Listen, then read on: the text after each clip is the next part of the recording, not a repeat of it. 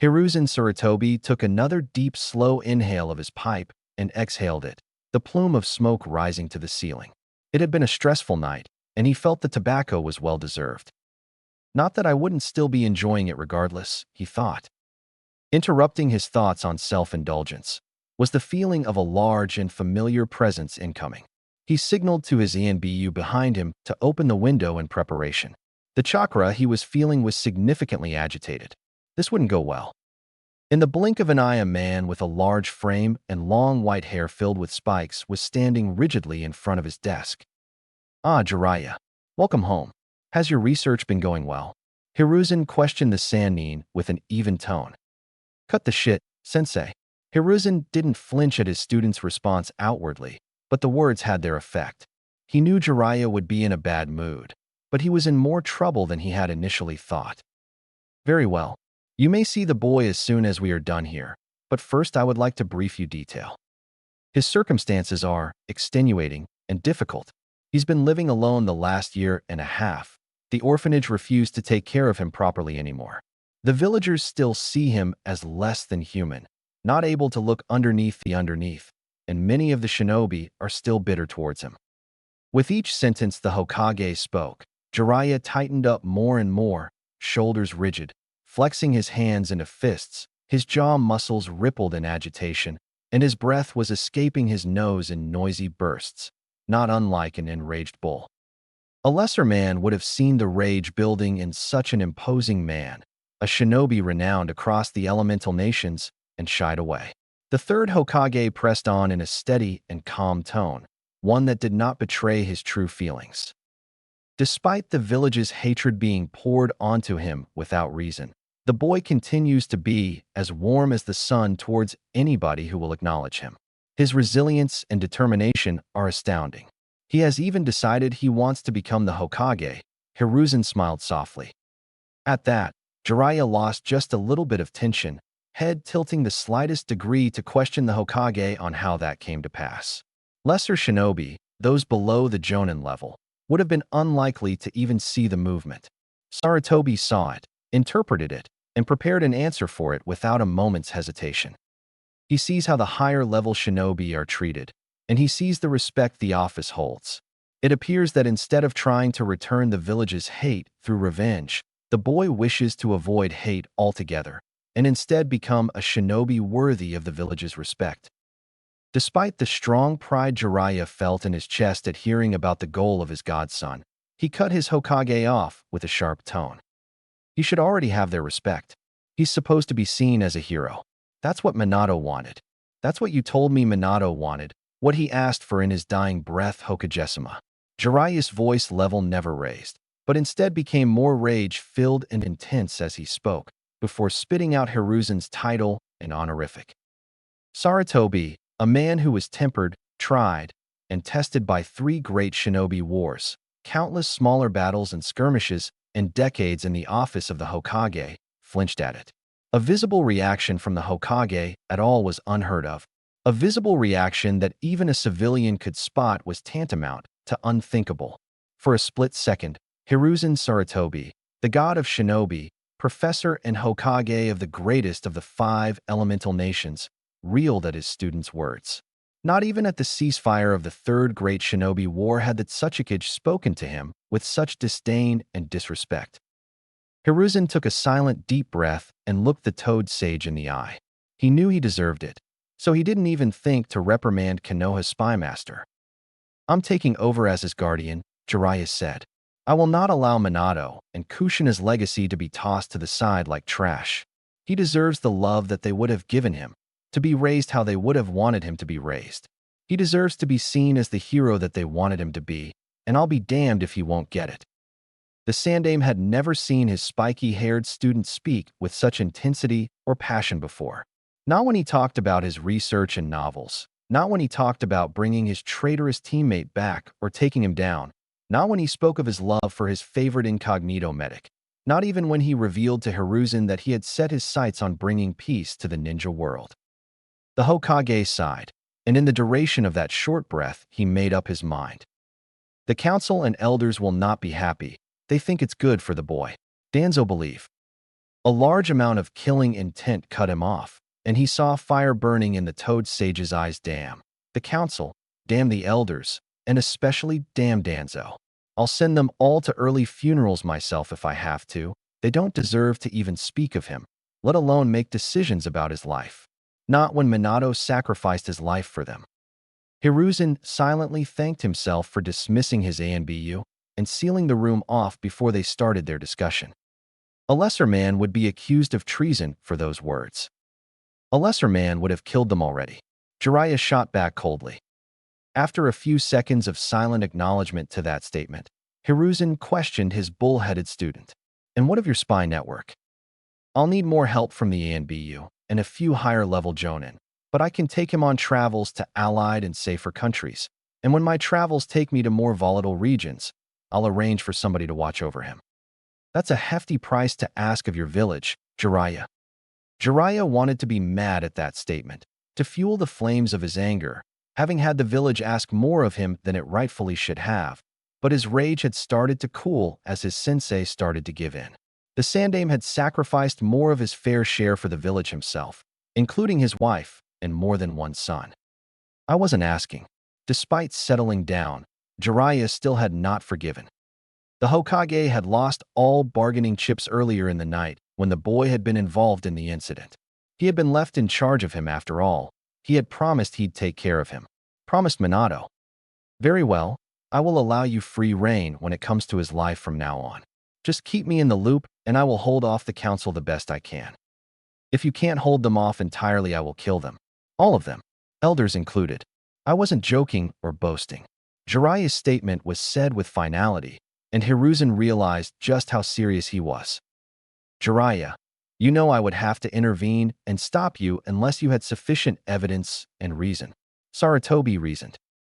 Assuming I'd cooled down enough not to take you down with them, I would defect, on my honor, as the Toad Sage of Mount Myaboku. Hiruzen was, once again, taken aback by Jiraiya's words.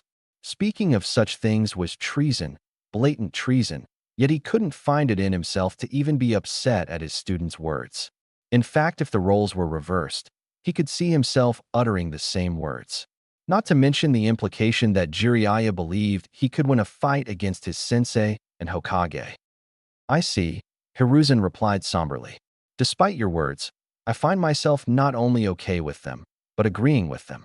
It seems I laxed in my retirement, and still haven't regained my edge since I was reinstated. Jiraiya knew those words were to manipulate him to feel for the old man and his situation, but he let them be. The fact that his sensei was even trying meant that he knew he had messed up.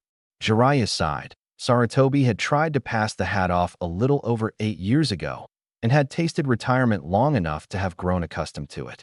He knew he didn't want to take the hat back after the Kyuubi attack, but had to due to a lack of qualifying candidates.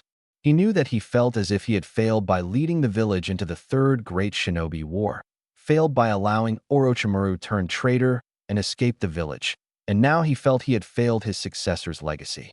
Jiraiya's eyes softened a fraction. The old monkey deserved a break, and the Toad Sage would give it to him. Just not tonight. I don't want your excuses, sensei. I want to see my godson. Very well, I will take you to see him. Although he is likely still unconscious, his condition is stable. At the reminder that his favorite student's only son was in the hospital, Jiraiya's eyes hardened once more. And what of the perpetrators? Their heads were rolling even as the message was en route to you. The ENBU who were assigned to his protection detail too. Both of them. Jiraiya relaxed a small amount at that. He might have been angrier than he could ever remember, but he didn't feel like ripping anybody's spine out tonight, and he was happy to hear the Hokage hadn't lost as much of his sharp edge as he had thought. Hiruzen rose to lead his student out of the office after deactivating the privacy seals. The two turned to head out of the office through the doors, another action that showed the seriousness of Jiraiya. He hadn't used the doors in over 30 years, preferring the window due to how badass it is. As they headed out, Sarutobi stole a look at the pictures of the Hokage on the wall by the door, specifically at Minato's. He had failed the village, his sensei, the previous Hokage, and the will of fire that he had inherited from him, failed his student, and failed his successor. It was due time that he rectified that. All of it. Jiraiya, I am sorry. You have shown me how I have failed. I will make it up to you. That is a promise. Jiraiya's eyes softened, almost to their normal state. Thank you, sensei. He threw a punch at the elderly Hokage, just for old time's sake. Hiruzen leaned back, not even moving his hands from where they were clasped behind his back, and dodged the punch, more out of habit and instincts than anything. But I'm still angry, and you owe me one. Hiruzen smiled lightly for the first time that night. I expected nothing less from you, Jiraiya. You have the dead of the Hokage's office to call upon whenever you wish. Naruto awoke in the hospital to hushed whispers. In his experience, hushed whispers were never happy words. Not that it bothered him. He had learned not to be bothered by such boring things at a young age. Instead of conveying all this, he sat up suddenly and shot the medic Neen a devious grin. That earned him a scowl, which he laughed off. A few minutes of having his body checked over with more hushed whispers and mutters that he didn't have the time to pay attention to, and the door swung open on creaky hinges. On the other side, he saw the Hokage followed by a large, serious-looking man with white hair who he'd never seen before, but yet he still felt familiar. Naruto's grin turned into a real smile. Hey Gigi. The old Hokage wore a genuine smile himself. Naruto, my boy, how are you feeling? I feel great, although I'm not sure why I'm wrapped up like a mummy. Jiraiya couldn't hold his scoff in. Sarutobi had given the damage report on the way over, and he was pissed. There's no need to lie, kid. Naruto jumped at the accusation. Literally. The 7.5-year-old leapt up onto his feet on the hospital bed and started bouncing up and down, shaking his fist at Jiraiya. The whole time, who are you calling a liar? I feel perfectly normal. I don't even know why I'm in this stupid hospital in the first place. Jiraiya again scoffed at Naruto. Brat, you broke all 4 limbs, both hands, 8 ribs, your left collarbone and orbital, and your nose. Naruto paused at that and became still for the first time since they entered the room. He tilted his head like he was trying to remember, then suddenly asked, "What's an orbital, old man?" The orbital is the bone around your eye, Naruto-kun. It's very difficult to break. The Hokage replied to him with a smile. The boy's unpredictability never ceased to amaze him. Oh, sorry, old man, I was talking to the other old man, not you. I must be pretty awesome to have broken it, though. The matter-of-factness that Naruto said this with set an already tense and sensitive Jiraiya over the edge. Who are you calling old, you little runt? Do you know who I am? You're way too weak to be talking to me that way. Jiraiya leaned forwards toward Naruto in frustration. Hiruzen sighed at the stubbornness of Jiraiya, knowing Naruto was his equal in that aspect. This could get ugly. Who are you calling weak? I'm gonna be the Hokage someday. I could take you on right here, right now, believe it. Naruto leaned forward toward Jiraiya in anger, butting his forehead against Jiraiya's strange forehead protector. The two butted heads for a few seconds, on the verge of having steam pour out of their ears, before cooler heads prevailed. Or rather, a cooler head. Now, Naruto, I'm not sure you're ready to take on one of my students just yet. Naruto backed off at that, but didn't back down all the way. Instead, he eyed Jiraiya as if he was trying to see what he was made of. Jiraiya leaned back and put his hands on his hips, smiling, thinking that his sensei had put his stubborn godson in his place. I think I could take him, Gigi. His hair is even whiter than yours. The toad sage sweat dropped at that. After a few seconds of feeling bad for himself, Jiraiya started chuckling, which caused the Hokage to start himself. Naruto looked on incredulously at the fact that he wasn't being taken seriously. He truly believed he could win against the white-haired man. I have to say, Sensei was spot on with his descriptions of you. Jiraiya's tone softened. Seriously, Naruto, how are you feeling? Past anger and frustration forgotten in the sincerity of the large man's tone, Naruto smiled sheepishly and rubbed the back of his head. I feel fine. A little sore and a little confused. Actually, a lot of confused. Why am I here? You were beaten up by some drunk villagers. They did quite a number on you before one of our jonin stopped them. Kakashi had actually done more than stop them. In fact, Sarutobi thought the swift execution they were given might have been merciful considering the injuries Kakashi had inflicted in his rage. Yeah, I remember that. Naruto looked down in embarrassment for a second before looking back up and questioning, but the grumpy fox told me he was going to heal me completely, and I feel fine, so why am I here? Hearing his reply, the two older men's eyes steeled and the atmosphere took on a more serious edge. Hiruzen yet again found himself silently thanking the privacy seals he had put in place. He didn't need even more rumors spreading about Naruto and the nine-tailed fox, Kyuubi no Kitsune. It was Jiraiya who responded, "What fox, kid?" "The big grumpy one in the sewer. Or I guess he said he was in my head. Why does my head have a sewer in it?" Another soft smile from the Hokage at the child's innocence and unpredictability. Jiraiya again was the one to speak. "You spoke with the fox?" "More like yelled at, and then shouted with. He kept yelling at me, calling me weak. So I said, if I'm so weak, how come you're the one stuck behind bars in my sewer head? And he roared at me and called me dumb, so I roared back and called him ugly. He was really grumpy the whole time, so I was grumpy right back with him. And eventually he said he would heal me, so I wouldn't die." Naruto said the last sentence with a prideful smirk on his face. Jiraiya was thinking that just maybe, he should feel a little bit of empathy for the demon fox that attacked his village. Awfully nice of such a grumpy old fox. I think he was just pretending so he'd look scary though. By the time the almost 8-year-old had finished talking, he was out of breath, and so nearly were the two older shinobi he was talking to. Jiraiya shot the Hokage a questioning glance, and then another. He was returned with a shake of the head to indicate he didn't know Naruto had made contact with the fox, and a single nod, giving him permission to talk with the young Jinchuriki about it. "Naruto, do you know what that fox is?" The blonde shook his head. "That's the nine-tailed demon, the one who attacked the village 7.5 years ago." Jiraiya informed him somberly.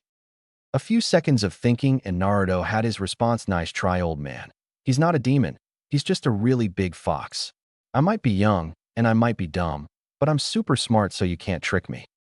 Jiraiya just shook his head at that, not really knowing what to say. Naruto continued to question, why did he even attack the village in the first place? And why is he so grumpy and sad? "What do you mean sad, kid?" Naruto became much more reserved, sitting back down and staring into his lap. The big fox was really sad, although I could tell he was trying to hide it. "How do you know he was sad? And how do you know he was trying to hide it?" The look in the young boy's eyes said it all. He knew he was sad because he knew what that sadness was.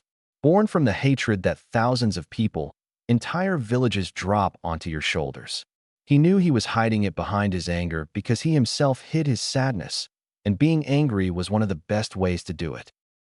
Jiraiya's eyes softened to their maximum amount and got shiny. To his left, the Hokage coughed into a fist uncomfortably.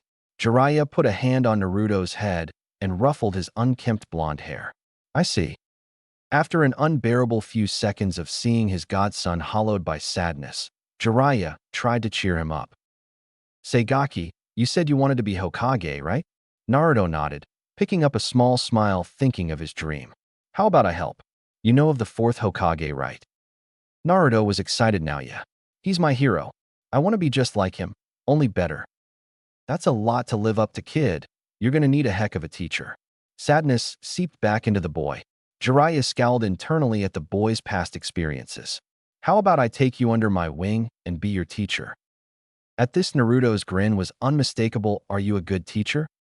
The question was innocent and mostly curious, so Jiraiya returned a grin just as big. "Kid, I'm probably the best teacher ever. I'm Jiraiya of the Sannin, the gallant toad sage of Mount Mayaboku." Jiraiya sung in conjunction with his flamboyant kabuki dance. "Whoa, sorry, I don't know what any of that means," Naruto said sheepishly. "Let's put it this way, kid. The fourth Hokage, your hero? I was his sensei." Naruto's eyes became as big as ramen bowls, and his jaw hung open in amazement. "Whoa, you trained the Yondaime? Does that mean you're super strong? Can you teach me cool jutsu? Can you breathe fire like Sasuke? Can you teach me how to? Can you make me strong enough to beat Jiji?" Both of the veteran shinobi were chuckling at the excitement of the young boy, possibly remembering a time when they were also wide-eyed youngsters. "I can't promise that last one, but if you promise to work hard, I can definitely make you into a great ninja that the Yondaime, fourth Hokage, would have been proud to have in his village." Hearing that, Naruto's eyes somehow got even bigger and much wetter. He rubbed them on the back of his arm and noticeably tried to keep them from leaking. "Hey, it looks like you already know one of the shinobi rules. A shinobi never cries, because it won't get him anywhere," Jiraiya said, and Naruto nodded. "Can I tell you a secret, though? Just between you and me? Another nod. It's okay to cry when you're happy. I've even seen the Hokage, both third and fourth, do it before. Naruto looked up at him in awe and nodded again. The tears silently started spilling out of his eyes. Sarutobi looked on, seeing a boy who had known so much sadness and hate, and had shouldered such a large burden for the good of the village. Crying tears of happiness brought a warm feeling into his heart. Hope. He hadn't seen Jiraiya like this since Minato's death. He himself hadn't felt this light since before he reclaimed the hat. Maybe this little blonde ball of excitement would be the thing that will bring the village together and take them to new heights. Maybe, despite his failure, the child would turn out exactly how Minato would have wanted. It was clear as day that he had inherited the will of fire. Maybe, just maybe, he would achieve his dream and become Hokage. Jiraiya was thinking similar thoughts. He had vowed not to take another student, and this boy had convinced him, had him excited even, to become his teacher without even asking, with nothing more than his infectious attitude. He thought he would be filled with regret seeing Naruto after what happened, knowing that he could have prevented it. Instead, he too felt hope. Hope that this boy would inherit his will of fire too. Hope that this boy who claimed the QB, Nine Tails, was hiding sadness, and stood up to the demon at 7 and roared back would maybe, just maybe, be the one to end the cycle of hatred and bring peace to the shinobi world. Naruto stood at the main gate, feeling both excited and sad. He loved the Leaf Village. His village. He would miss his grandfatherly figure in the Hokage's office. He would miss the new sensei they got in the academy this year, the one who yelled at him a lot for not paying attention or for the few pranks he had played in class. He didn't have the feeling of hate directed at him though like the rest of the village did, just sadness and maybe a little frustration. And he would miss Ichiraku ramen, the best ramen in the whole wide world, which he was sure of despite never having left the village walls. More importantly, he would miss the people within the shop, Tucci and Ayam. They too looked at him with sadness in their eyes, but they always smiled at them and asked how he was. Naruto always gave them his biggest and best smile right back and told them he was doing great. And how could he not be when he was about to chow down on the greatest version of the best food ever invented? It wasn't like when he was in his apartment alone and the sadness tried to overcome him. Sadness. There was so much sadness around him and in him. Did he make people sad? Was he the reason that even the people who were nice to him looked so sad? He couldn't remember ever having done anything wrong. Maybe he was doing something that he didn't even notice. He would have to pay closer attention to himself and what he was doing. Naruto was brought out of his thoughts by the reason he was excited. Jiraiya, the old white-haired man. What had he called himself? Sannin? Toad Sage? Naruto still didn't know what either of those things meant. Obviously, he knew what a toad was, but what was a sage? And he knew what Sannin meant, but what did it mean to be one of 3 ninja? Weren't there way more than 3 in the Leaf Village? Who were the other 2? Were they also old? He was interrupted by the tall man yet again, this time not by his presence, but by the question that came from behind him. Ready to go, Gaki? Naruto spun on his heel, instantly mad about being called a brat. He hadn't done anything to earn that name. At least not around Jiraiya he hadn't. Who are you calling a brat, old man? Sure, he wasn't as old as the Hokage. He couldn't be if he was trained by him. But he was still one of the oldest ninja Naruto had seen, and his hair was completely white. Jiraiya was perplexed. Naruto spun around like he was surprised to see him, not surprising since he had snuck up on him silently. Yet when he turned around, Naruto just looked angry, not surprised. He'd have to check that out later. Instead of showing his surprise, Jiraiya just chuckled at Naruto. He couldn't help himself. His quick temper and developing wit reminded him of another Uzumaki he had known. Okay, Naruto, calm down so we can get going. Where's the rest of your stuff? Naruto was confused by that question. He had just about everything he owned in his backpack.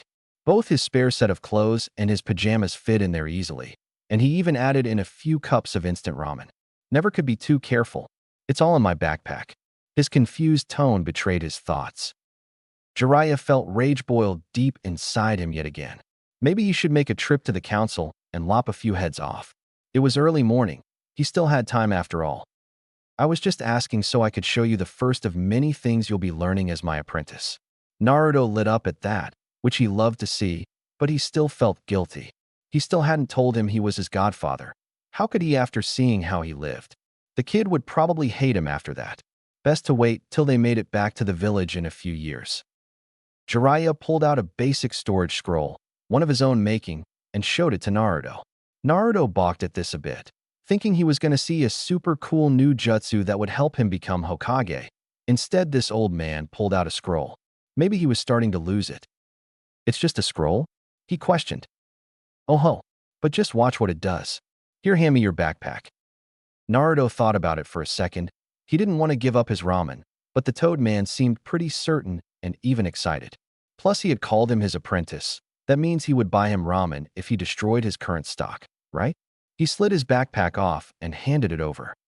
Jiraiya took the backpack and slung open the scroll and laid it on the ground with a smoothness and ease that showed his wealthy experience.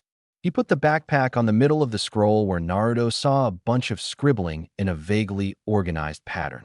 Jiraiya put 2 fingers on a certain part of the scribbles, and suddenly his backpack disappeared in a puff of smoke.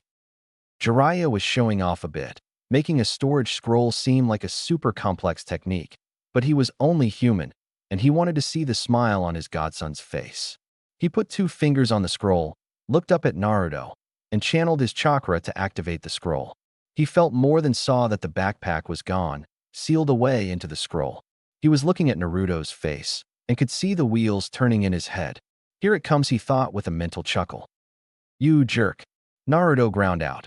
I had ramen in there, and now it's just gone. There were 8 cups in there. That's almost 2 full meals.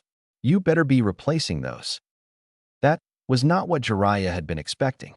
Hilarious as Naruto's reaction was, he could feel the threat in his voice, and while he was 20 years too young to even consider beating him in a fight, he could still make his life hell on the road.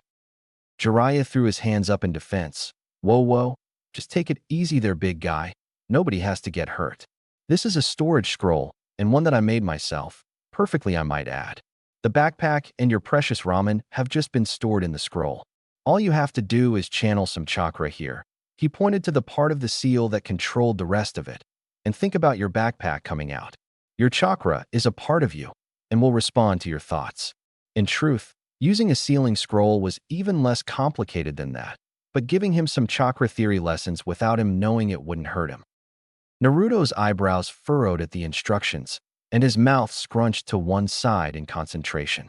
Finally, he relented and asked, how do I channel chakra, Jiraiya-sensei? Jiraiya felt a great amount of pride swell up within him, and not just at being called sensei for the first time. It was clear that Naruto had tried his best to figure this out on his own, had tried to think through how the scroll worked, and maybe even the different ways that he could use it.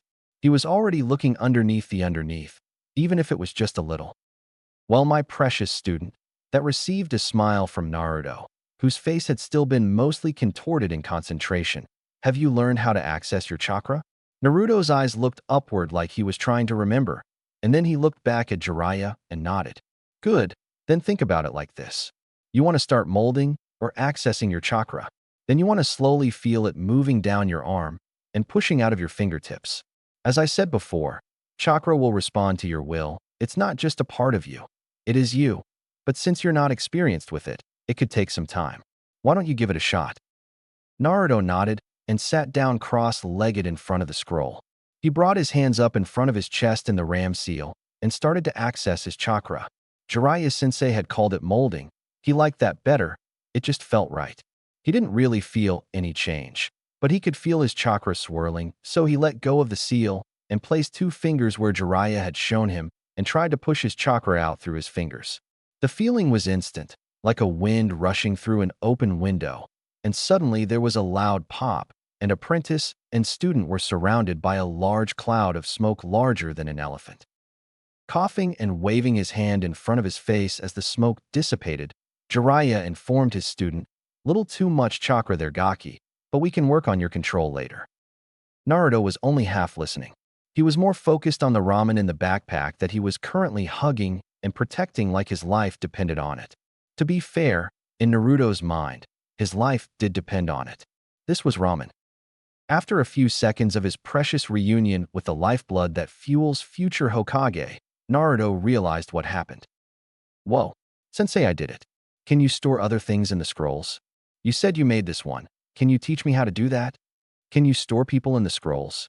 What about chakra? What about buildings? A tree? Can I store my arm in one? Jiraiya was increasingly perplexed by Naruto's questions.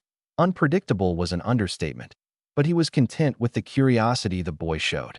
And he learned to channel his chakra out of his fingers in no time flat for it being his first go at it. He would make a fine shinobi one day, of that Jiraiya was sure. Maybe even a great Hokage too. Ho ho ho, slow your roll there, Blondie. We can get all those questions answered on the road, but we should get going so we don't waste too much time. Plus, you probably alerted the ENBU with that giant cloud of smoke, so we should get going to ease their nerves. Have you said bye to everybody you wanted to? Jiraiya kicked himself a little even as he asked the question, knowing he had very few people he could interact with in a positive way. The boy didn't look upset or sad as he had expected, though, just like he was in thought. I saw Tucci and I am at breakfast this morning. I didn't get to say bye to Gigi or Iruka Sensei, though. He thought the Hokage would be too busy to say bye to. Plus, he had seen him last night when he had gotten him out of the hospital. He wasn't sure if he knew Iruka Sensei well enough to say bye to him, or even if Iruka actually liked him, but now he wished he had gone to see him.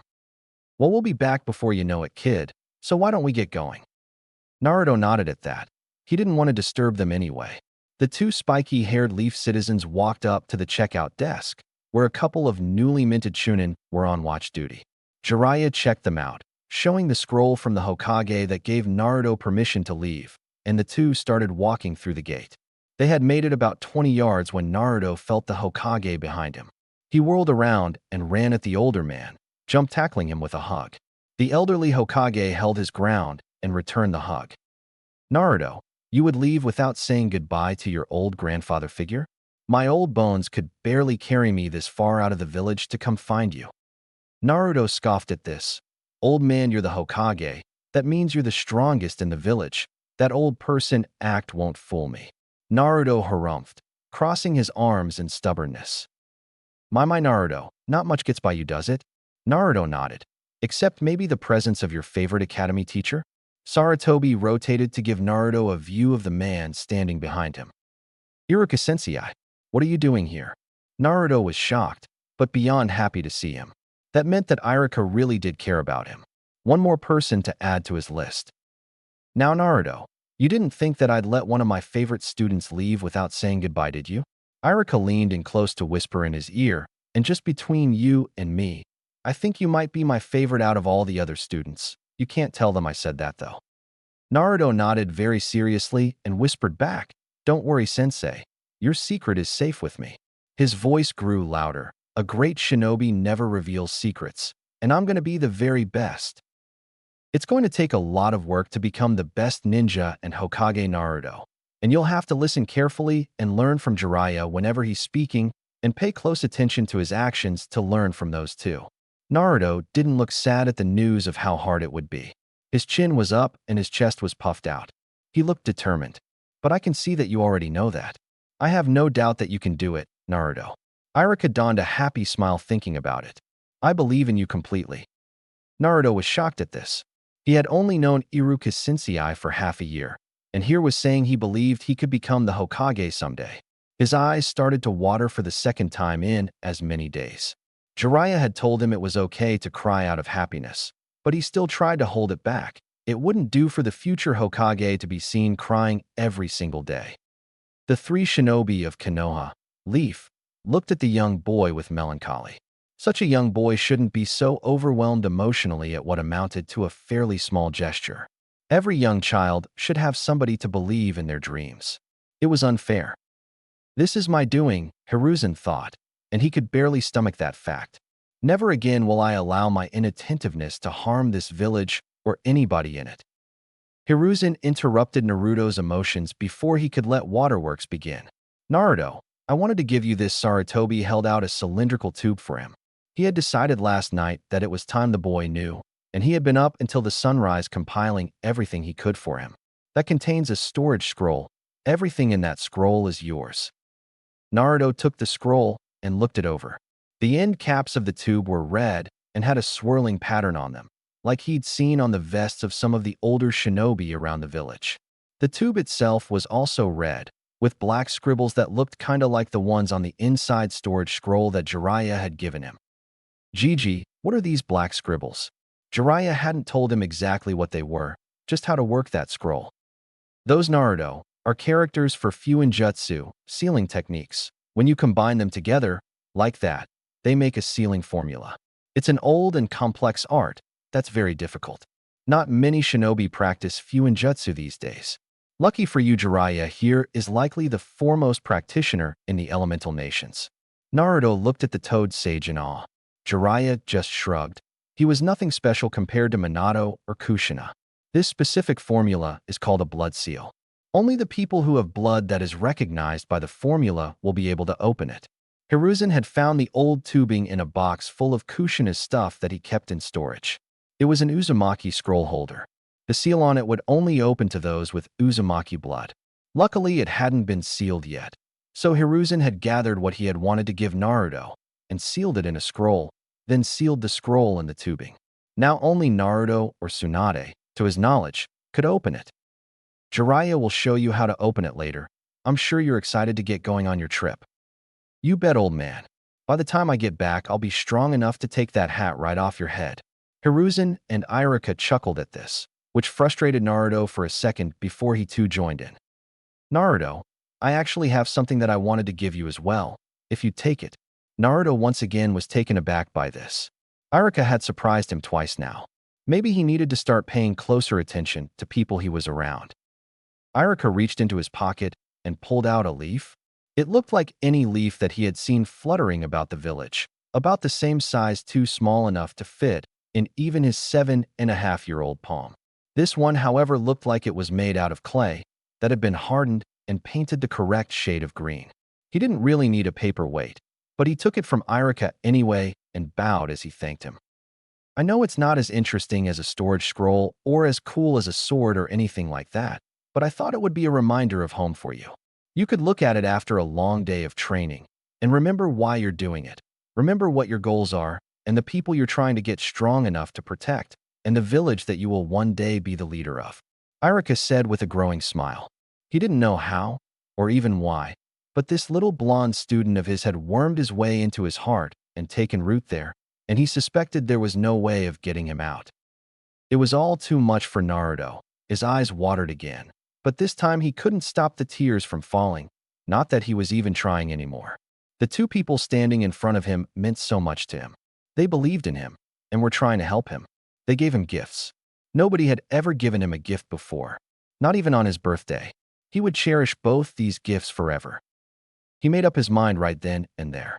He would become Hokage, and yes, he would do it to gain acknowledgement from the people of the village, but that was secondary now. Now, he would gain the strength to protect the people that already acknowledged him, that believed in him, that he considered precious. That's why he would become Hokage, to protect his loved ones. Jiraiya put his hand on his shoulder. We should get going, Naruto. Naruto nodded and ran up to the Chunin and Hokage and did his best to hug both of them in his much too little arms. Thank you, both of you, so much. I promise I'll become the greatest ninja either of you have ever seen, he whispered to them. The determination in his voice was something that Sarutobi hadn't seen in most of his jonin. It was nearly impossible for an academy student. He could practically feel it. This boy was truly something else.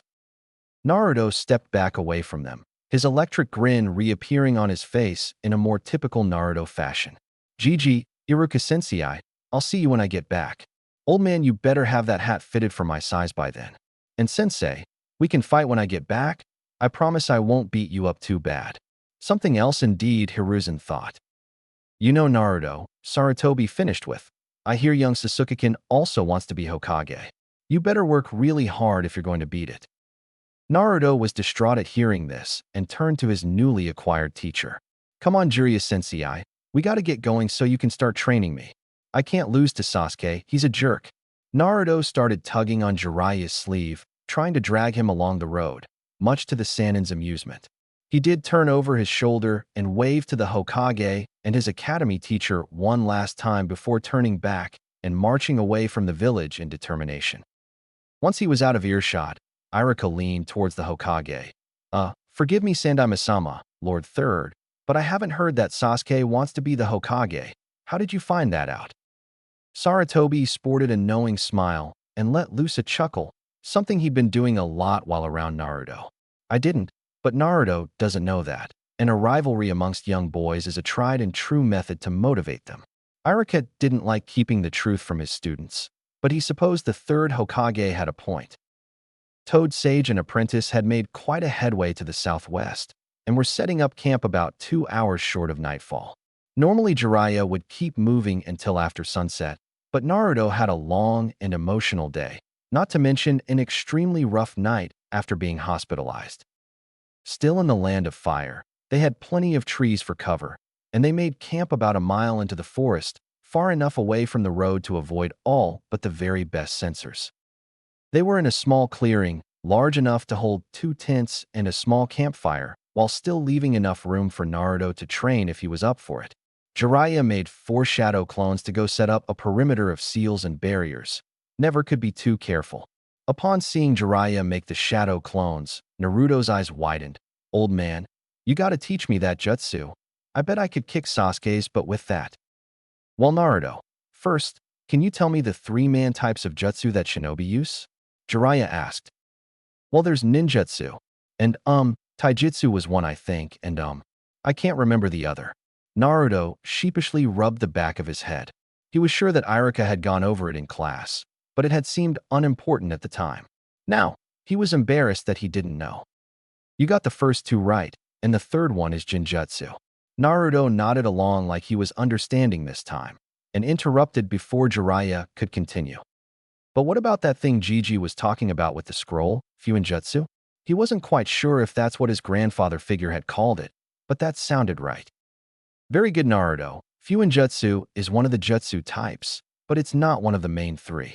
The 3 we labeled represent the 3 parts of a shinobi. Ninjutsu has to do with a shinobi's chakra, taijutsu a shinobi's body, and jinjutsu a shinobi's mind. Those are the things a shinobi can train in order to increase their abilities: mind, body, and chakra. It looked like Naruto was following along, so he continued. Fuinjutsu falls under mind. In order to get better at it, you must study and learn different ways that seals and formulas work. Just about anybody can apply a seal physically, but it's very hard to come up with them and make sure that they are properly done. Naruto donned what Jiraiya was calling his concentration face, yet again.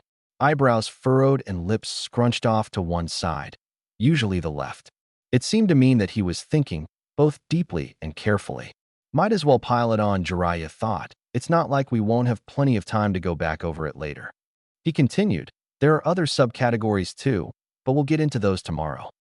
Naruto was nearly overwhelmed. He never knew that being a shinobi was so complicated and had so many things to worry about. He better pay close attention like Gigi said, and learn everything he could. Time for Jiraiya to get to the point. So, you want to learn the Kage Bunshin no Jutsu, shadow clone technique, that I just used? Bunshin, clones, are a form of ninjutsu, so you need to train your chakra before you can learn an advanced technique like that. As far as Naruto was concerned, training his chakra so that he could make more of himself was totally worth it. He wondered how many of himself he could make. Jiraiya cut off his train of thought.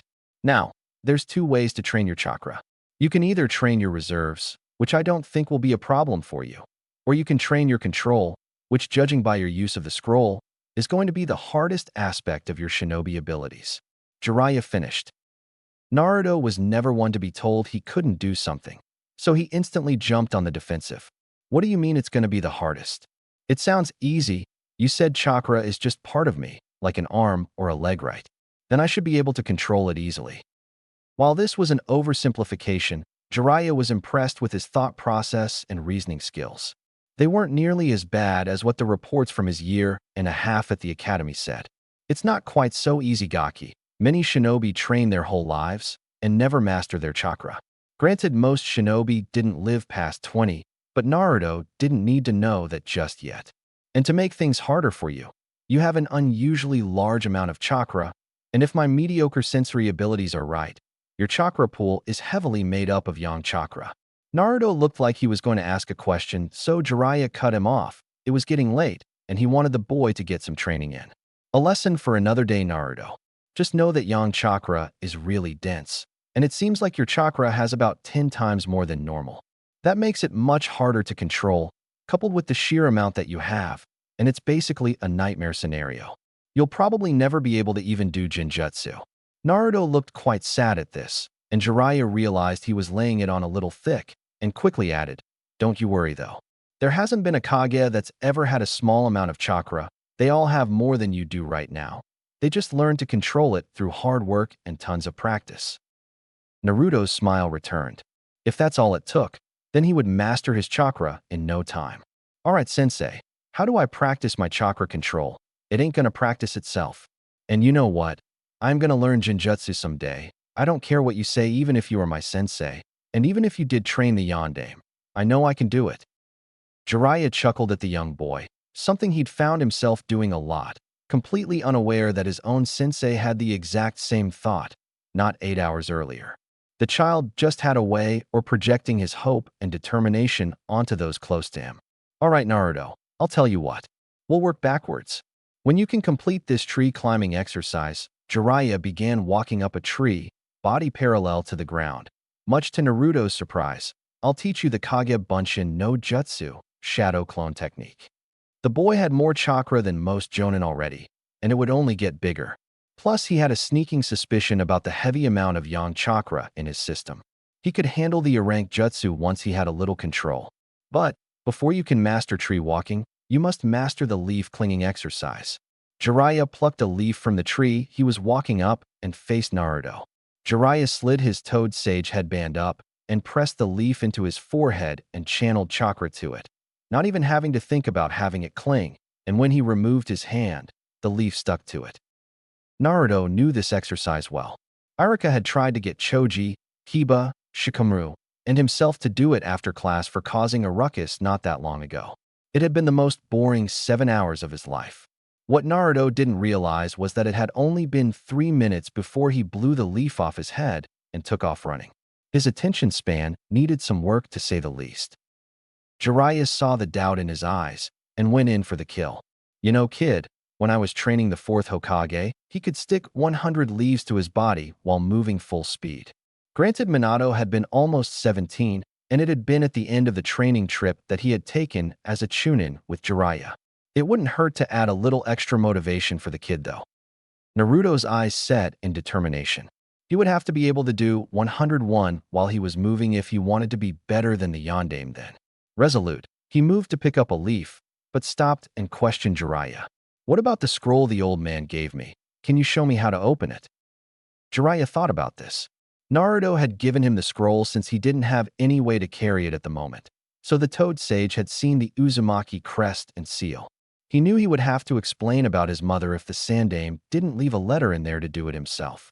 This information could potentially be dangerous in the wrong hands. Dangerous to Naruto. Jiraiya made up his mind. "Sorry, kid. That'll have to wait until you can walk on the tree too. And before you ask, just know, I have my reasons for it, and you'll have to trust me." Considering that he had agreed to take Naruto on as his apprentice, Naruto thought trusting him on this seemed fair.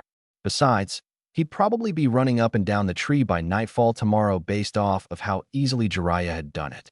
"Okay, sensei, I trust you." Naruto then grinned. "Just be ready to show me when I figure this out tomorrow."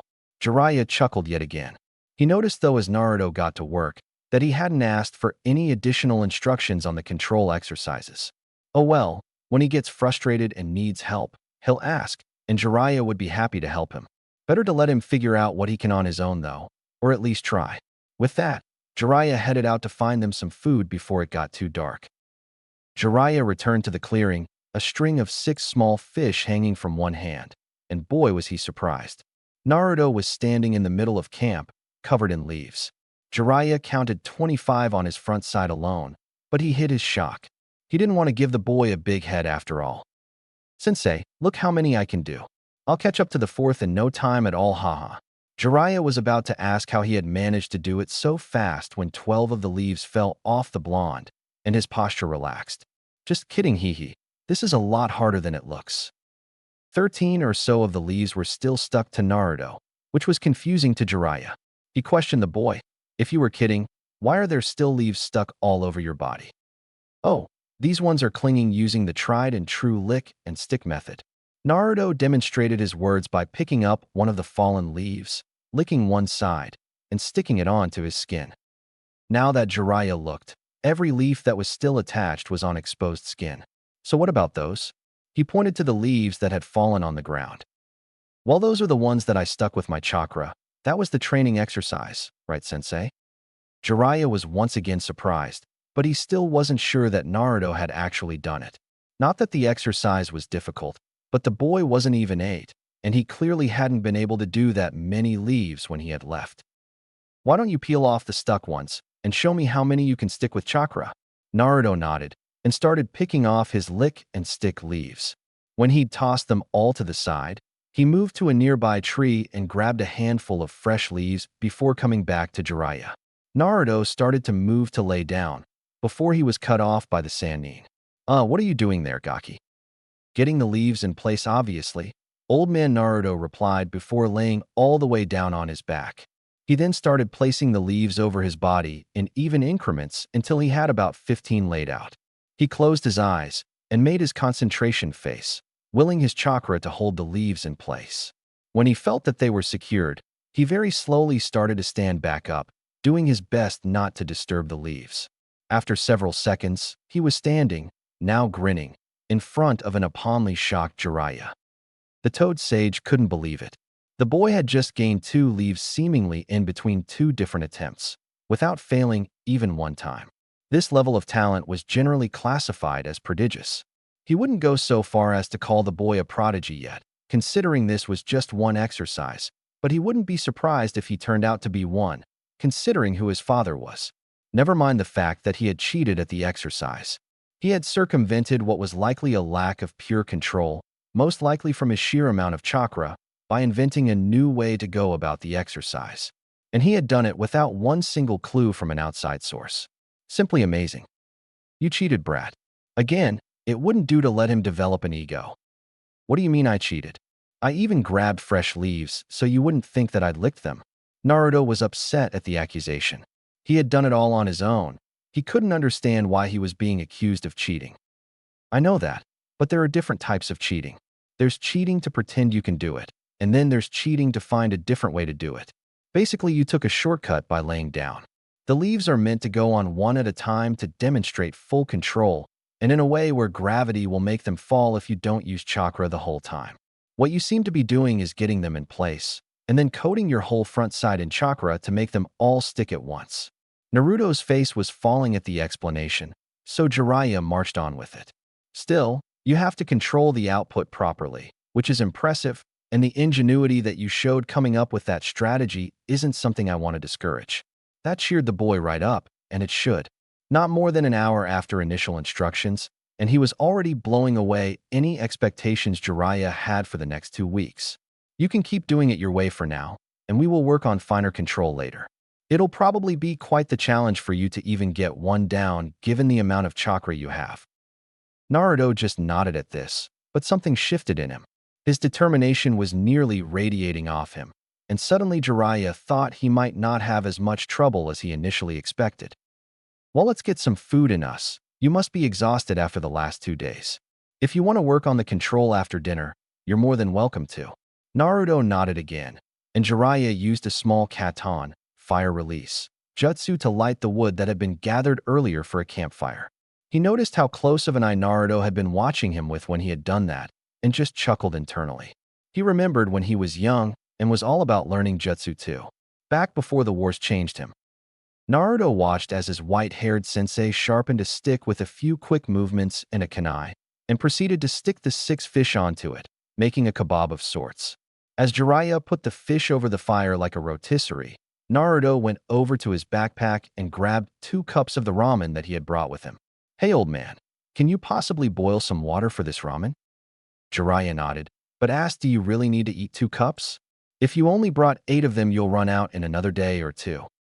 I'm only eating 1, the other one is for you. Naruto replied quietly, if you want it, that is. Jiraiya knew that for whatever reason, this was a big deal for Naruto to be sharing his ramen. Sure I do, thanks Gaki. You're welcome, geezer. Jiraiya let the nickname go this time. As Jiraiya prepped the meal, Naruto stopped paying attention and picked up 2 leaves. He stuck out his forearm and put both the leaves on top of it, one on his wrist by his hand, and the other right by the crook of his elbow, almost on his bicep. He tried to channel chakra only to the one on his wrist, and when he felt like he had it, he turned his arm over, letting gravity take hold of the leaf higher up on his arm. Only it didn't. Despite being nearly a foot apart, both leaves stuck fast to his arm. Dismayed, he cut the chakra to his arm and let them fall to the ground, and took the now cooked fish and ramen that Jiraiya was offering him and began eating. Do you know what shinobi means to be a shinobi, Naruto? Naruto thought about this for almost a whole minute, taking a few more bites of the bland fish before answering. Well, Gigi is the Hokage, the strongest shinobi in the village, and he always says that the whole village is his family and that it's the Hokage's job to protect them all. He said in a quiet seriousness, so I guess protecting your loved ones is what it means to be a shinobi, he finished. Soon Jiraiya would have to adapt to the constant unpredictability of the boy, or else his newest student would start to think of him as a fool with how often he was caught off guard.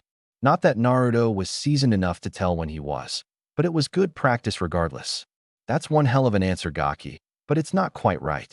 Naruto donned his frustration face, a very similar look to his concentration face, but his brows furrowed a little more, and his eyes held a different kind of fire.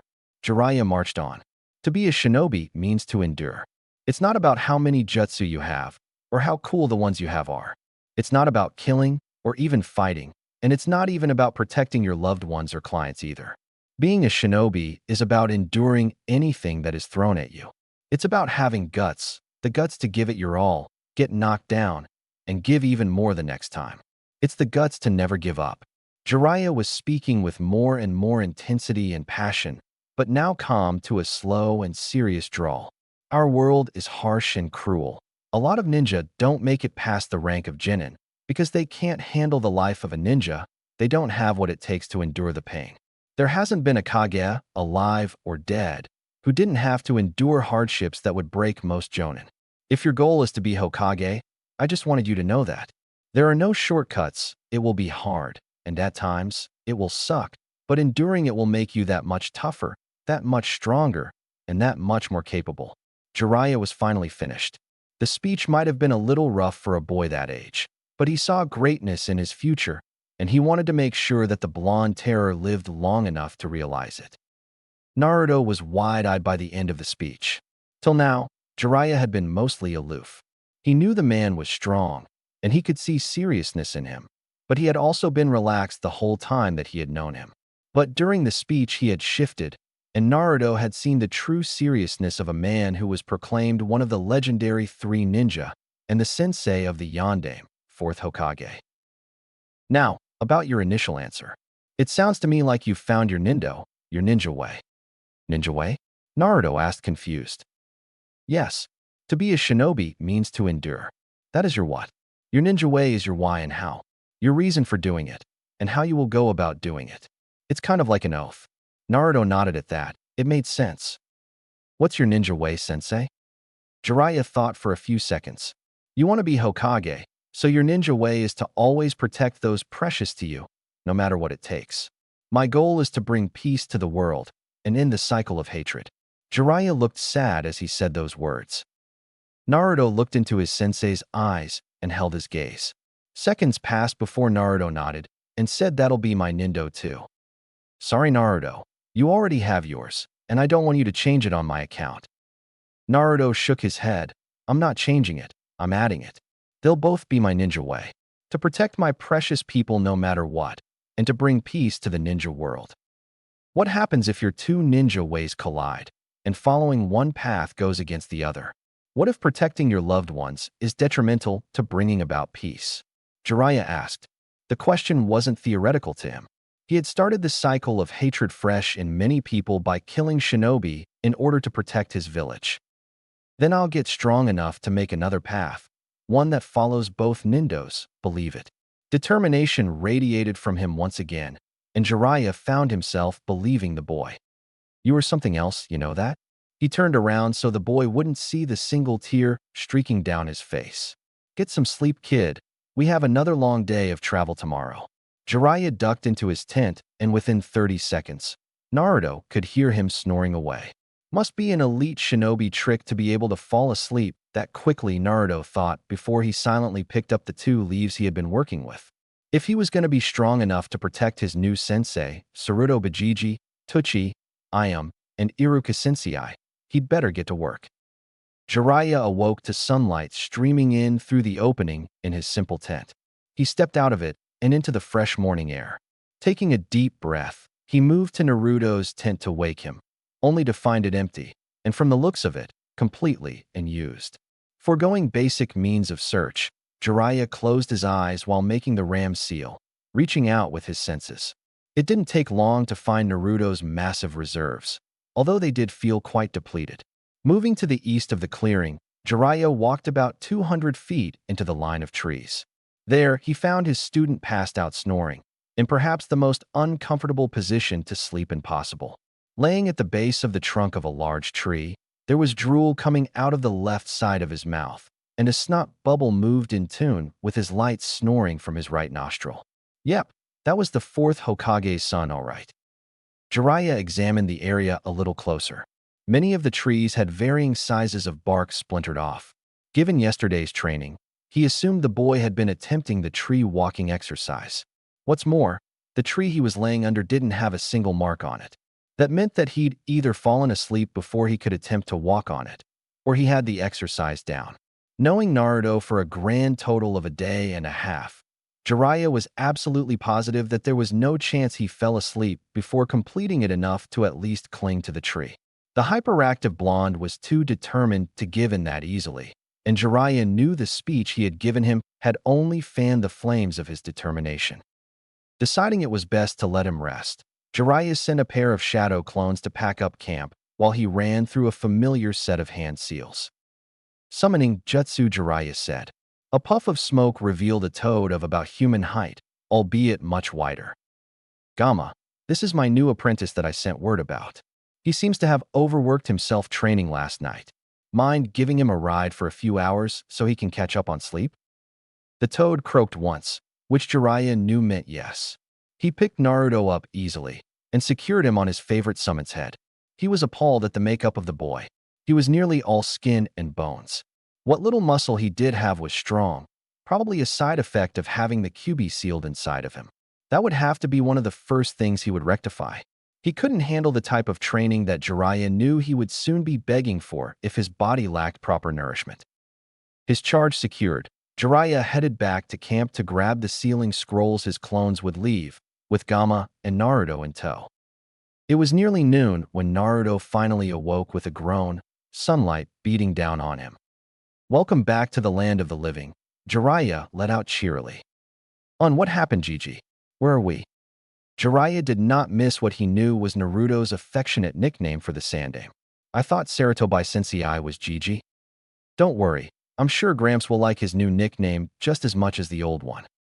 Haha, well, as long as you call him Gramps, I'll be all right with old man. Jiraiya shouted out lightheartedly. As for what happened, I was hoping you could tell me. I found you outside of camp passed out under a tree. You had a sizable dent in your chakra reserves too. Jiraiya decided to let the boy brag a little bit, so he tossed him an easy question. How many leaves can you stick to your body now? Ugh, just 2, and even that was insanely hard. Naruto sounded exasperated, though 2 leaves in one day really wasn't that bad at all. Progress was progress after all.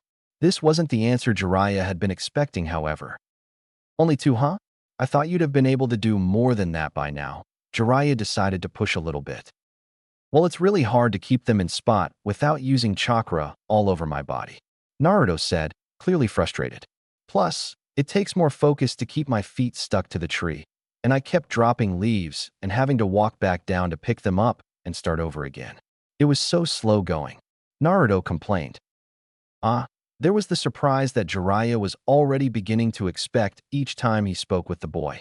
Going from 0 to 2 leaves in one night was something a fairly talented older academy student could do. For someone his age to get down tree walking in one night was bordering on prodigy. But he had seen Naruto struggle to narrow his chakra to even half his arm. With the amount of chakra he had, even Jiraiya was impressed. Well, why don't you walk me through how you got to where you did? and maybe I can help you increase that number." Naruto proceeded to clue in his sensei on his late-night training. Flashback. Naruto had been at it for about an hour when he finally turned over his arm, and one of the two leaves on it floated to the ground. "Yes," he half-shouted, the word dying in his mouth when he remembered his new sensei was sleeping in the nearby tent. He wasn't sure he could contain his excitement the more he advanced, so he decided to move a little farther away from camp. Once he was far enough away, he proceeded to continue the same exercise. However, this time, he added another leaf between the two. His goal was now to get the leaf in the middle to fall, and the two on the ends to stick when he turned his arm over. It took him about half an hour to get this down. The better feel he got for it, the quicker he seemed to pick up the next step. When he got to holding 5 leaves and dropping 5, about 6 hours after Jiraiya had gone to sleep, he decided it was time to give tree walking a shot. He didn't really know how many leaves he would need to be able to stick before he would be able to walk up a tree, but he was too excited not to try. He walked up to the nearest tree and put his foot on it as he had seen Jiraiya do, and tried to channel chakra into it to start walking, and fell flat on his back. Dumb tree. He brushed himself off and gave it another shot. This time he tried a lot more chakra, and before he could even put his full weight on the tree, the bark exploded, leaving a large dent on the tree. He rested his hand on the tree as he thought. Channeling chakra for the leaves hadn't been too hard. Only condensing it to a small area had been, and no matter how much he used, the leaves never exploded. He had even gotten to the point where he could easily stick a leaf on the end of each of his 10 fingers. He found channeling chakra there even easier than it was to channel to his arms. He guessed that made sense though. He was much more used to using his hands for finer control over things like chopsticks than he was his arms. And my feet, he thought. All he used those for were walking and running really. Maybe even the occasional jump if he was excited. He looked at the tree in front of him and decided to try his hands first. Reaching up, he channeled chakra into his hands and stuck them onto the tree. He then flexed his core and bent his knees so that he was just hanging by his chakra-stuck hands. He made it a few seconds before his control slipped enough for him to lose his grip and he fell. The next time he tried it, he made it 30 seconds. The third time he had lost count at 2 minutes and let go because it became boring. This threw him into deep thought. It was obvious he could use chakra better in his hands than he could anywhere else. It also seemed obvious, to him at least, that this was because he was so used to using his hands for everything, that he not only used them for finer control, but he thought of them in terms of finer control. He pictured his hands and thought about 2 palms, which had a heel and a main flat part, and 5 fingers on each. Each finger had 3 sections except for the thumbs, which had 2. Then there were the tips of the fingers, which were different from the pads of them. He thought of them in small increments, each of which he could channel chakra to. He remembered the first lesson that Irika had taught them when he got to the academy. He had only been awake and paying attention because it was a new sensei, and because he hadn't received any dirty looks from said sensei yet. The lesson was about the chakra system. It didn't make much sense to him then, but now when he recalled his favorite academy teacher, he remembered him saying there were points on the body where the chakra could be released. There wasn't one huge gate that chakra came out of, but a bunch of tiny little ones. He couldn't remember how many or where they were, but if his newest sensei could walk on the tree, then there must be some in the foot. He tried to feel them in his feet, but felt nothing. He then tried to feel them in his hands, and thought he might have felt a vague something. It was less of feeling something, and more of just feeling that he could make chakra come out of certain areas, like he'd done it before. That checked out as far as he was concerned, so he began to think of his feet more completely. There was a heel, an inside arch, and the outer part of the middle of the foot. There was the ball of the foot and the pad of it, as well as the pads of the 5 toes on each one. It didn't seem like there were as many parts to it as the hands, or at least parts that could come in contact with the tree. He guessed that was why ninjas used hand signs, and not foot signs, for jutsu. He figured his best shot was to try and focus on his heel and the ball of his foot, as well as his toes. These were the spots that he was most familiar with because of walking and running. He put his foot on a different tree and focused on the spots, trying to channel chakra to them individually. This time when he tried to step, he managed to lift his whole body up half a step before he slid back down to the ground. He grinned with excitement. That old toad man was in for a surprise in the morning. From there, it was just trial and error trying to figure it out and get the feel for it. He found that if he tried to disperse his chakra into an area larger than his foot, that he had an easier time of staying securely in place. He'd mentally called this chakra leaking, as it felt like he was letting it leak from his control. It sounded counterintuitive, but it had felt right. Most importantly, it seemed to work. After another 3 hours, he could walk somewhat steadily up and down a tree, and had even started to try and stick leaves to his torso while doing it. Just as the beginnings of a sunrise began to creep over the horizon, he had passed out while staring up at his most recent tree. In flashback, Jiraiya had listened quietly with interest, only interrupting to ask questions when he wanted something explained with a little more detail or to chuckle at something he said. "Well, kid, once again you've gotten the right answer using the wrong formula," Jiraiya chuckled at him. "You're technically wasting a ton of chakra doing the what did you call it? Chakra leaking? By allowing it to leak out, you're using a large amount of chakra to do a small chakra task. You're probably expelling 4 or 5 times more than what's necessary, and the extra chakra is just being wasted so that the proper amount is actually going towards the technique." Jiraiya held up his hand to cut off his apprentice before he could become sad. "But, once again, Naruto, what you've done is kind of genius.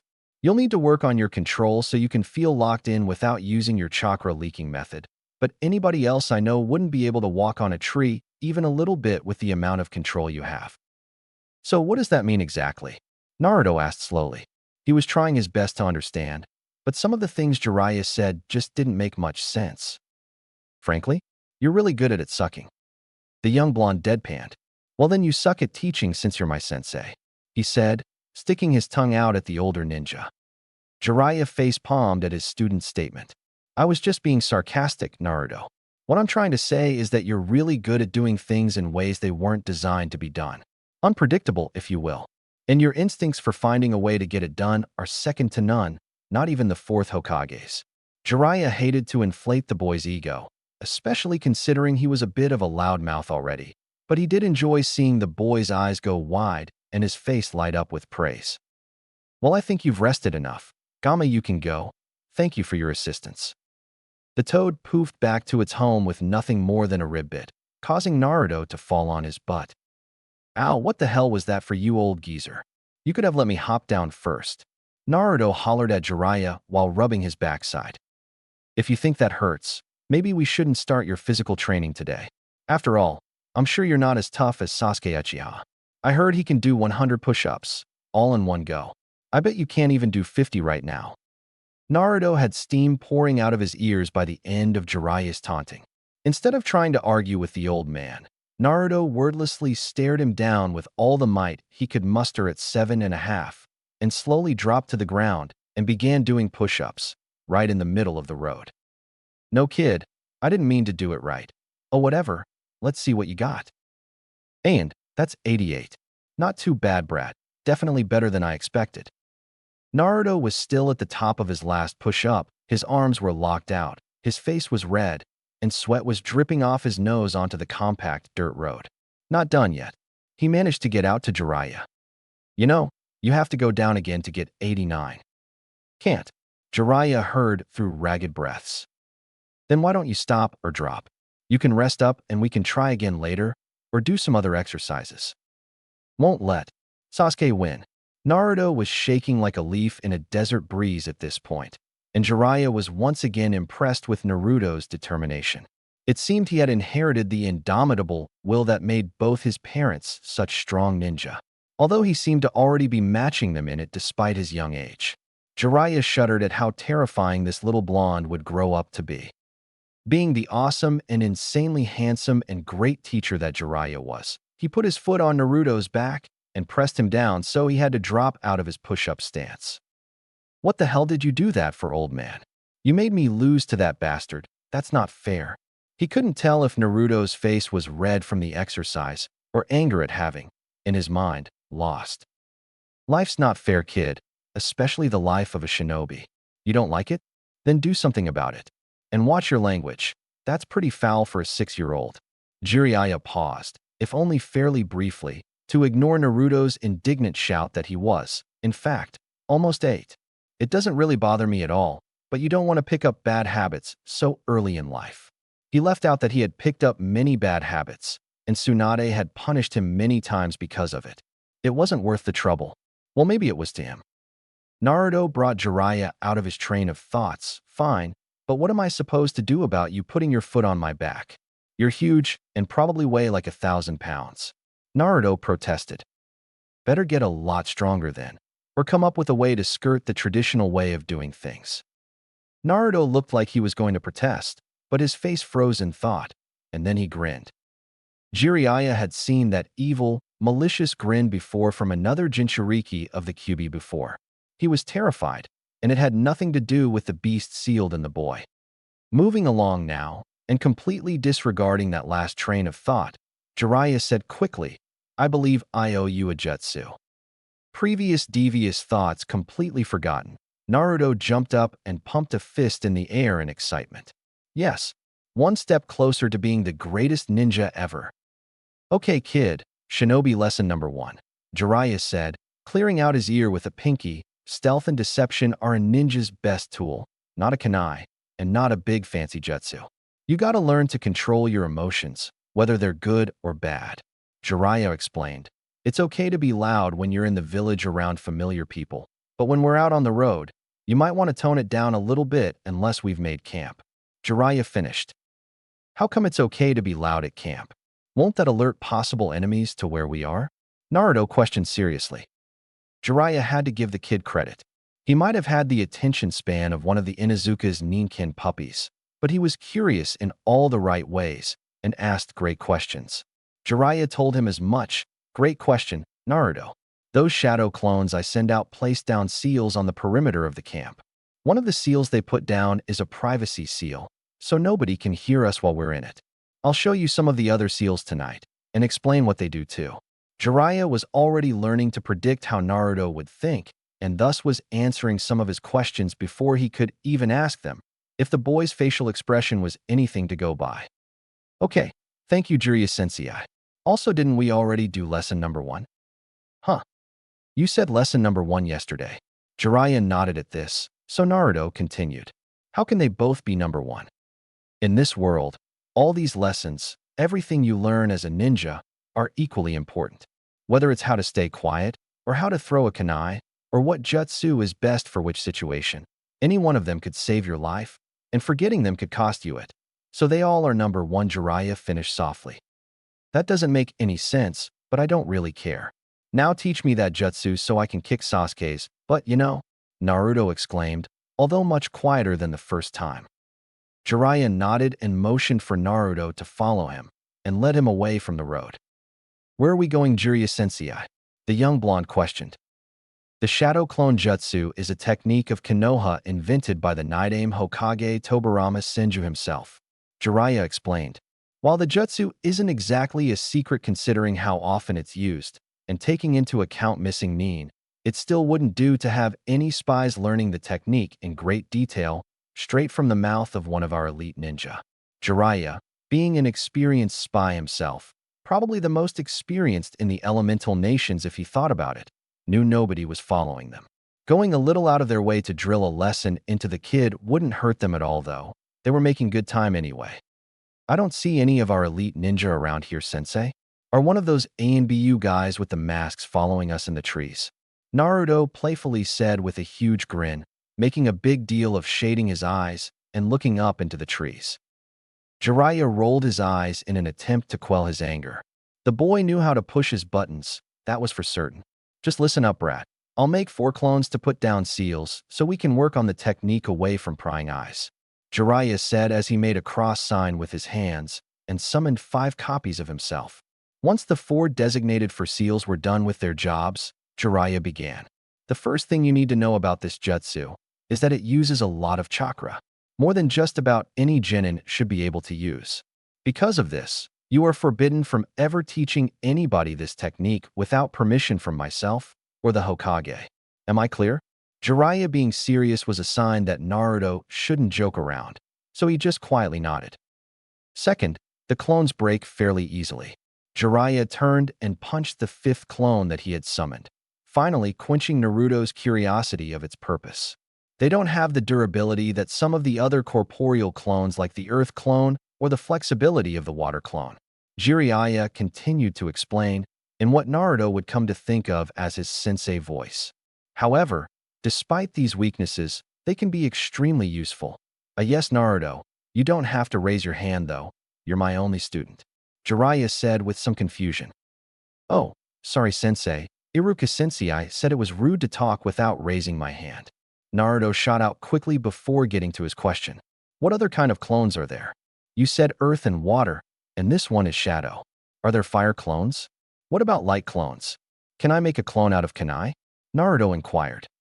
This kid would probably give Jiraiya an aneurysm by the time he graduated the academy. He just had a way of questioning what essentially was hundreds of years of training and the status quo. Without even seeming to try, he was just that curious and thought that far outside the box. Actually, there was no box in Naruto's brain. It was more like a 100-sided object that was continuously shifting. Jiraiya thought some more before answering. You asked some good questions, kid. And they were good, and Jiraiya would definitely be looking into the last one that he had mentioned. Stupid kid geniuses. Fire clones, as far as I know, are too unstable and too damaging to themselves to be of any real use, or even be considered a technique. Wind clones would be even harder to control and potentially dangerous to anybody using them if they burst at the wrong time. Jiraiya was more thinking aloud here than responding to Naruto. A lightning clone is an existing jutsu, and quite a dangerous one at that, especially in the hands of Kakashi. I suppose you could make a kunai clone, although going about it would be difficult, and I'm not sure what its use would be. The first Hokage was an avid user of wood clone, and of course there's the Academy standard clone, which is more of a jinjutsu really. I suppose you could make a clone out of anything really. Whether it's worth it or not just depends on the chakra cost and the abilities of the clone. Jiraiya concluded. Sensei? Yes, Naruto. I think I'm going to need a notepad or something. That's kind of a lot to remember, isn't it? Naruto questioned. It was less of a lesson and more of satisfying your curiosity, but you can't use notes in the field, kid. We will go over it as many times as we need until you know it by heart. We can revisit clones later during a chakra theory lesson. For now, it's time to teach you the shadow clone jutsu. Naruto was bouncing up and down, almost vibrating at this point. Come on, sensei, let's do this. Jiraiya chuckled and nodded. All right, brat. For starters, I'll only allow you to try and make one until you get better control of your chakra. I don't need my own sensei mad at me if you end up killing yourself on your first real jutsu. The blonde paled at this, but his face never lost its determination. The hand sign is real simple. You extend your middle and pointer finger on both hands and make a plus sign with them. A plus, because you're adding more of yourself? Jiraiya had never thought about it that way. At the time he had learned it, he was just excited he could have more than one of him to kick Orochimaru's ass. Not that it worked. That's exactly right, Gaki. Glad you picked up on that so I didn't have to tell you. He had no shame.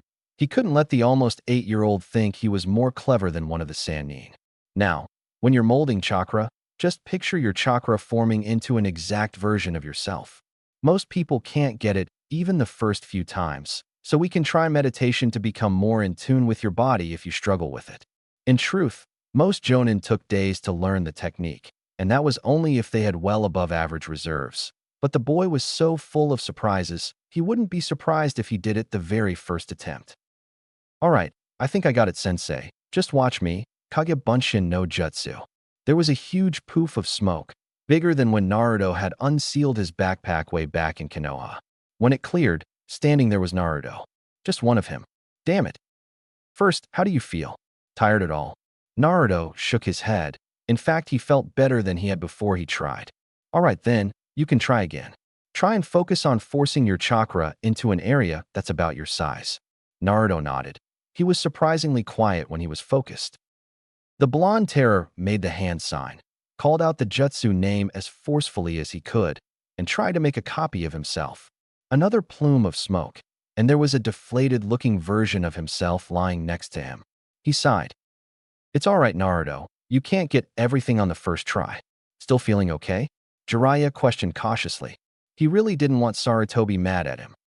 Yeah, I actually have felt better after trying the last 2 times, like I'm more calm and less like I'm gonna burst.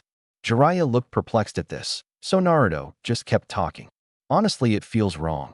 Do you mind if I try something? Jiraiya nodded. The boy had proven himself plenty capable of finding solutions already. Just don't overdo it and use too much chakra. Naruto nodded. Kage Bunshin no Jutsu, Naruto said, making the hand sign. He closed his eyes and focused on a mental image of himself and pictured more appearing around him the way they had for Jiraiya. He then willed his chakra to act and do as he wanted. There was another poof of smoke, this one wider than tall. When it was all clear, there were 5 perfect copies of Naruto standing around with the biggest grins Jiraiya had ever seen. Jiraiya walked up and poked one right in the forehead despite its protests. Yup, it was solid. He turned to the real Naruto. Are you okay? He asked seriously. Nod. How much chakra would you say you have left after those 3 attempts? Just a rough estimate will work. Naruto rubbed the back of his head sheepishly. Sensei? As far as I can tell, that was the same amount of chakra that I used when I tried to just make 1. I wasn't even trying to make 5. I just pictured you making them when I molded the chakra, and it happened by accident. It doesn't even feel like I used any chakra, or maybe I don't know what that feels like. Jiraiya just shook his head, looked up at Naruto, opened his mouth, and then shook it again. You're something else, brat, you know that? Naruto smiled at him. So you keep telling me, you geezer, he beamed. Just for that, I'm imposing a limit on you. You can't use the jutsu unless it's to practice it, until you can make exactly 1 clone. And I better not see a giant puff of smoke either. With the amount of chakra you used to make 5, you probably could have made 30. I won't teach you any more jutsu until you do, Jiraiya exclaimed. What? You finally teach me a jutsu, and I'm not even allowed to use it? That's so unfair, old man. Naruto retorted indignantly. Have you forgotten lesson number 1 already, my precious student? Jiraiya asked teasingly. No, lesson number 1. A shinobi's life is unfair. If you don't like it, do something about it. Naruto recited monotonously. So his ears do work. Great job, kid. Now drop and give me 80 more push-ups. Jiraiya nearly sang at Naruto. I hate you, Naruto grumbled. I don't care, Jiraiya laughed back. This next part should admittedly have been a whole new chapter. No clue what I was thinking putting all this in one. Now is a good time for a water break and a posture check. 3 days later. Naruto and Jiraiya found themselves in another clearing, not unlike the one they were in the first night on the road. They had made their way deep into the land of rivers to meet with a contact of Jiraiya's spy network. Naruto had been hard at work on his chakra control, as well as his physical strength, and although he had seen much more progress in the former than the latter, he had still managed to do 103 push-ups. Sasuke was going to get his, but hooped when he got back to Konoha. He could already picture it. Jiraiya interrupted him from his mental happy place. All right, brat, you think you got it down? Let's see it, Jiraiya requested. Naruto nodded, took a step back, closed his eyes, and took a deep inhale. He let it out calmly and made the necessary hand signs. As Jiraiya looked on, his blonde student disappeared and was replaced with a wooden log. Jiraiya felt Naruto's presence behind him and turned around. Well done, Naruto. You've come a long way. Naruto beamed at the praise. Jiraiya had just shown him the substitution jutsu yesterday morning, and he could already do it without saying the jutsu name. Jiraiya had said that the jutsu was one of the most important a ninja could master, and Naruto had taken him seriously and worked hard at it. However, if you truly want to master it, you'll have to do it much faster than that. If you can increase your speed, though, it can keep you alive against much tougher opponents and get you out of some sticky situations. Naruto nodded. Now, why don't you make a few clones and send them to get some food? Fish should be easy to come by. Naruto nodded again and made the sign and popped 10 clones into existence. Jiraiya shook his head. It was like the jutsu was made for the kid. Despite only minor improvements to his chakra control, he'd gotten down to 1 clone, with minimal chakra smoke. It really wasn't fair. Sensei. Naruto waggled a finger at him with a smile. Don't forget Shinobi's lesson number 1. He giggled before sending his clones off to do his dirty work for him. Jiraiya sighed. Damn prodigies. Jiraiya reached into his vest and pulled out Naruto's scroll that the Sandaime had given him. Naruto, I think it's time you open this scroll up. Do you really mean that, Jiraiya-sensei? Because you wouldn't let me earlier even after I completed both the tasks you gave me, he said cheekily. I wanted to wait much longer for this. But it seems you're determined to break that timetable by years, Jiraiya said. But there's some things you must know before I let you open it. First, this information was kept from you and the villagers because it's dangerous. Jiraiya was using his Sannin's super powerful serious shinobi voice, so Naruto knew he was dead serious, but he was still confused. Knowing who his mother was as dangerous? Jiraiya seemed to catch on to his train of thought and continued. Both of your parents were powerful ninja, and they both racked up quite a few enemies in their time as Leaf Nin. Not only did they have enemies, but your mother's clan feared across the elemental nations. That's why they were all but wiped out in the Second Great Shinobi War, Jiraiya said solemnly. I don't believe anybody in Konoha would try and harm you because of that, but they might try and take advantage of you because of your surname. It carries a lot of weight. When you become a Chunin or turn 16, you'll technically own a seat on the council. Technically, he would own two, since any Hokage's family name legally becomes a clan name according to the law. He wasn't ready to hear that, though. I have a clan. What is it? What's my real name? Naruto didn't know what to think, didn't know what to feel, and his face betrayed that. There was a swirling hurricane of emotions written all over it. Uzumaki. That hasn't changed. I know they told you that it was just a random name given to some orphans, but you're the one and only that's in Konoha. But they're all gone now? Naruto squeaked out. Jiraiya nodded, and then elaborated, I'm sure there are others out there. Maybe even a few that carry the name, but the clan and village are gone, Jiraiya said sadly. Naruto nodded. I still down in sadness. Do you think I could rebuild it when I become Hokage? I think you can start even before then. After you open this scroll, you'll be considered a full-fledged Uzumaki, and when you return to Konoha, your status as an heir will be solidified. Naruto was pleased at that, but couldn't find it in him to feel excited. Jiraiya handed over the scroll. The swirls on the end caps are the Uzumaki clan symbol. They were from another hidden village called Yizushogakure, but they were such close allies with Konoha that the clan symbol is on the back of every single Chunin and Jonin vest that the village issues, Jiraiya informed him. According to Sensei, not making it in time to stop their destruction is one of his greatest failures and biggest regrets. Naruto nodded. How do I open it? It's a blood seal. Anybody with Uzumaki blood just needs to run some over the seal, and then channel chakra like I showed you on the storage scroll, and it'll open. Jiraiya pointed to where he needed to channel chakra. Naruto bit his thumb like he had seen Jiraiya do when he summoned one of his awesome toads, and ran the bloody digit across the seal. He channeled chakra where he was shown, and instead of bursting in smoke, the black ink formula began to retract in on itself in a swirling motion, until it made its own little version of the Uzumaki crest. Naruto gripped the left cap and twisted. It came off fairly easily, and when he looked inside, he saw a large storage scroll with a much smaller one next to it. He pulled both of them out and opted to unroll the smaller one first. On the paper, he found his surrogate grandfather's writing. Naruto, I'm sorry that I'm not there to tell you about this in person and that I wasn't able to tell you earlier in your life. In hindsight, keeping this from you seems like an unnecessary measure, and I apologize for that, for I only had your best interests at heart. Your mother was Kushina Uzumaki. She was a red-headed Jonin kunoichi, with a fiery temperament and an indomitable will. She was determined beyond what seemed possible and stubborn as an ox. She was also one of the kindest women I had the pleasure of knowing. Though you don't have her hair or her eyes, you seem to carry on that Uzumaki stubbornness that she was so well known for. Her nickname was the Red Hot Habanero, and she lived up to it every single day of her life.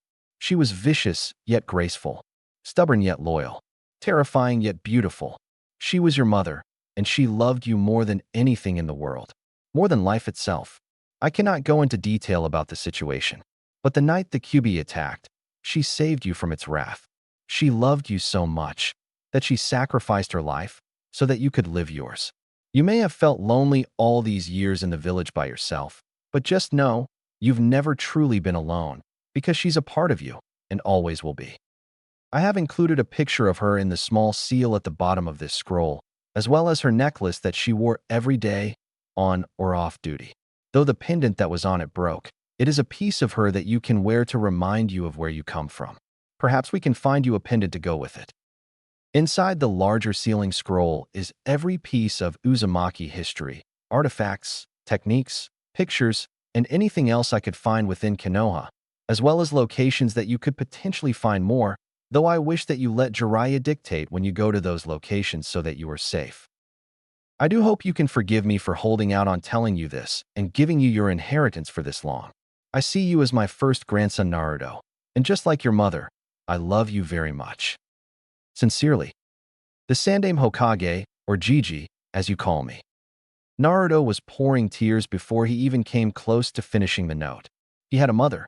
She sounded so badass and amazing, and it made him so sad that he couldn't meet her, wouldn't ever get the chance to meet her until he too passed. But she had loved him so much that she had died for him. He couldn't believe it, but he was sobbing about it. He wished he knew how to set up those privacy seals so that Jiraiya wouldn't see him like this. It was embarrassing. Jiraiya laid a hand on his shoulder. It's okay to cry, kid. Remember the very first thing I taught you. It's okay to cry if you're happy. Shinobi lesson number 0. Naruto nodded, but didn't stop sobbing. Your mom was truly one of a kind, just like you.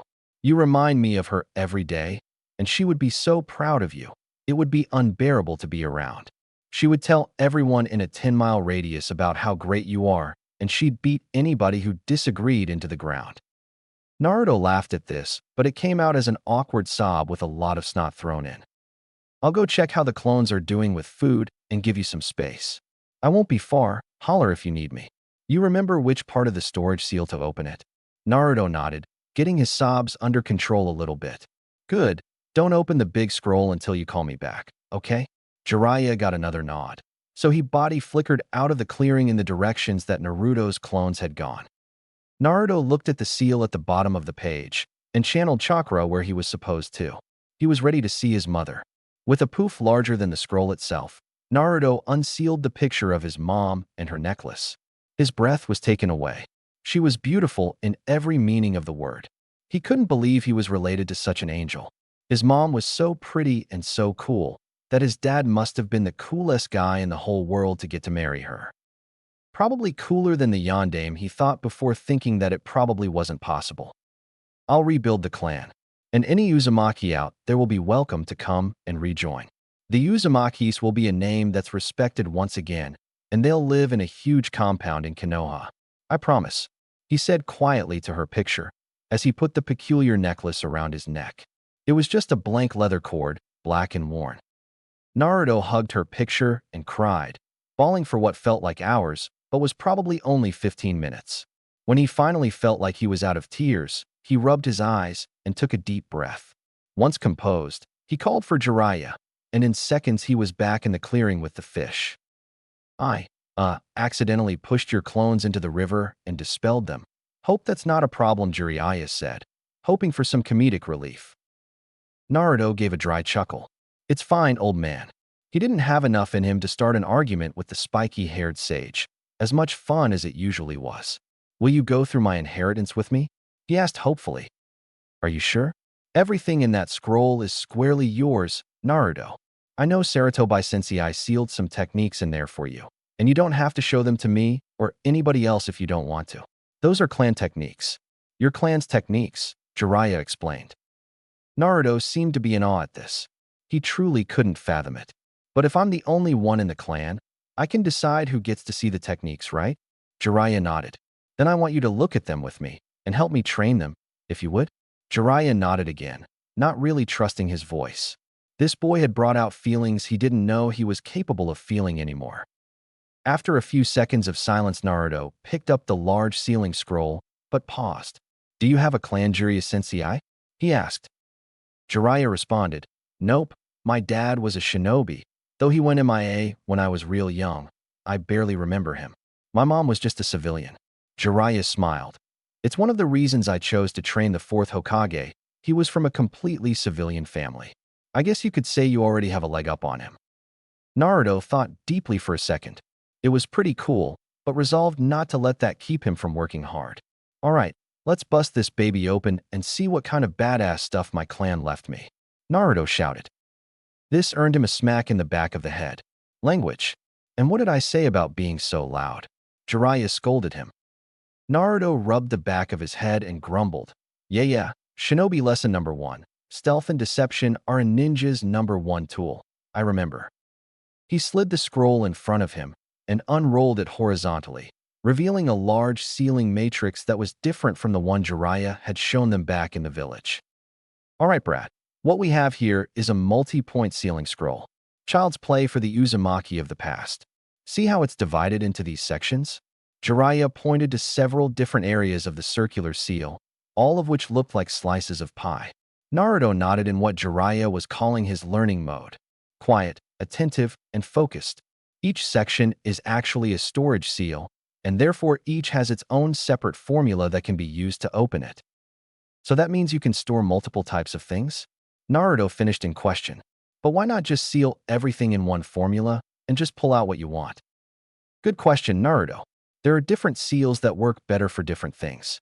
A regular storage scroll will only hold so much, so you can use a different version to hold larger or more items.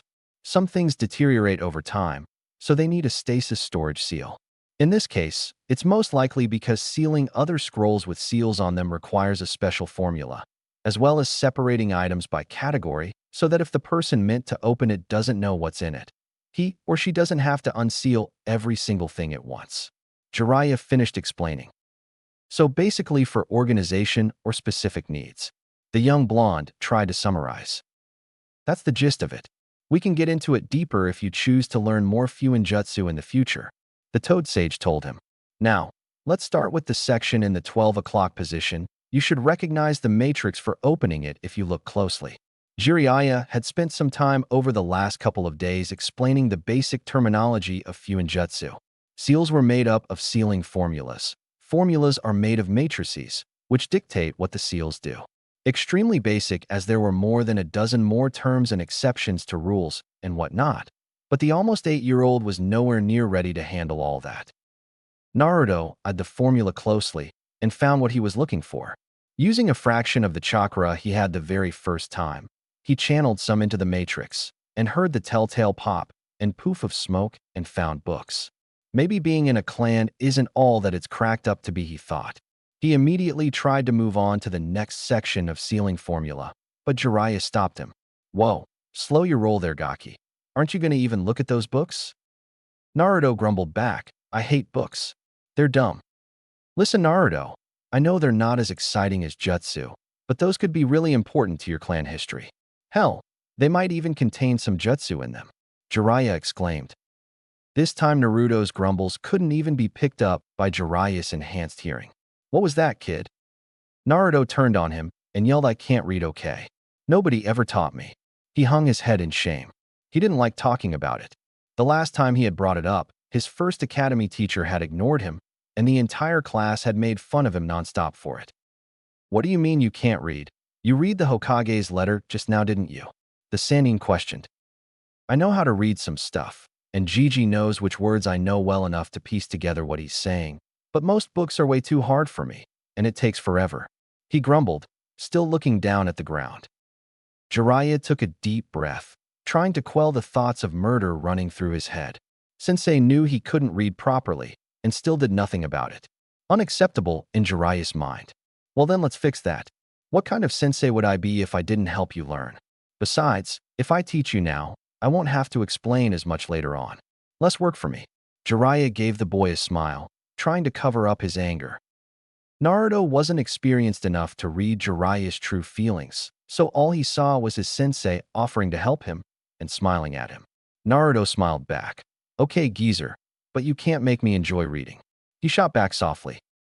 I wouldn't dare to even try, Naruto. Jiraiya chuckled back at him. With that, the two continued opening the sections, Jiraiya explaining what each was. Wholesome moment from last chapter. A large man walked into the shop, followed by a much smaller blonde child. The larger of the two was obviously a shinobi given the head protector, although the tailor had never heard of an oil village. We need some new rags for my companion here. The white-haired man gestured to the small child, whose nose was buried in a book. The boy was wearing what appeared to be very dirty blue sweatpants, with a green long-sleeve shirt that had a white shirt over the top of it.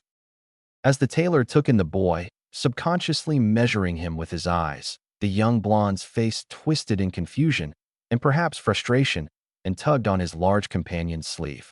When he had the shinobi's attention, he pointed to a word in the book and quirked his head. Indomitable. Do you know what that means? The boy quirked his head the other way, apparently in thought, and after a few seconds of pondering, nodded his head with a small smile. So what were we thinking? Training gear, perhaps? The tailor guessed based off of the boy's appearance and apparent shinobi father. What do you think, Naruto? The boy looked back up at Jiraiya, and then smiled such a warm, blindingly big smile that the tailor couldn't help but smile himself. 8 months after Naruto left Konoha, Naruto was interrupted from practicing his calligraphy when Jiraiya came into the clearing. He hated practicing calligraphy, but he wasn't thinking of that now. Something was wrong. Jiraiya had never moved that urgently since Naruto had left Konoha with him, least of all in their spars. Jiraiya was moving about camp busily packing things up. He stopped and shook his head like he was disappointed in himself, and made 3 shadow clones to continue his work. He turned to Naruto. An urgent matter has come up at the village. I have to go back, and fast. You won't be able to keep up with me, but I have a solution for that. Naruto saw the worried look on his master's face and decided it wasn't the time for his newest nickname. Sensei, what's wrong? Is the village okay? Jiraiya didn't know what to say. He couldn't tell a boy who'd only turned 8 for a few months that an entire clan had just been wiped out. They hadn't even addressed the fact that as a shinobi he would one day have to take a life. More than a couple if he ended up being any good. Just clan business. Nothing you need to worry about, kiddo. I thought you didn't have a clan? Naruto asked curiously. I don't. It's not my clan business. But you know, as the Hokage's student, he sometimes recalls me to advise him on important matters. Jiraiya said with as much bravado as he could muster. He was trying to keep the boy innocent as long as possible. If you say so. Don't expect me to have you as an advisor when I'm Hokage just because you were my sensei, though. You'll have to earn that position fair and square. Naruto retorted. Jiraiya gave him a smile that didn't quite reach his eyes, a feeble attempt at hiding his emotional state. Naruto wasn't even a genin, and yet his eyes narrowed as he noticed yet again that something was wrong with his sensei. So what am I going to do while you're gone? And how long will you be gone? And are you sure I'm not fast enough to keep up with you? The young blonde questioned. Yes, I'm positive, and it'll be another 30 years before you can catch me if you don't start working harder. A sensei was a sensei, and therefore Jiraiya was always trying to keep the boy motivated. He wanted to tell him about his father as soon as possible, but he had to get stronger and more mature first, something training hard would accomplish. How would you like to become a toad summoner? He asked before Naruto could argue that he was training harder than anybody, especially Sasuke, that jerk. Whoa, you mean I'll be able to summon Gamma? Or Jiraiya?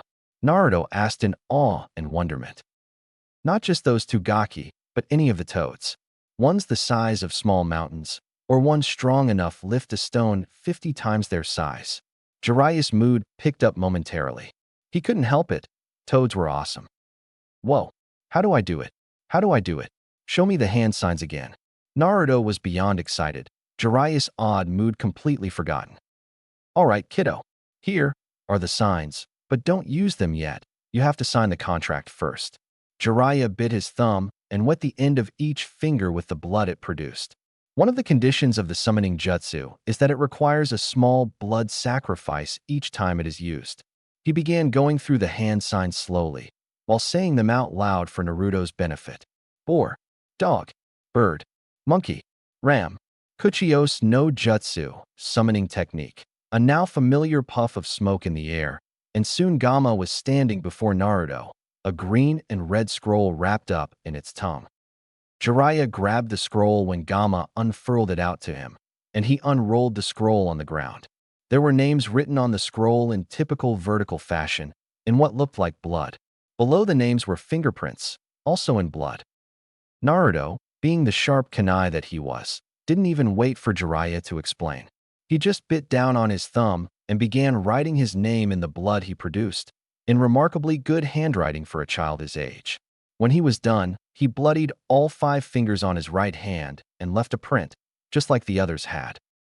Congratulations, Gaki. You now have one more thing in common with the 4th Hokage, to go with your looks and sensei.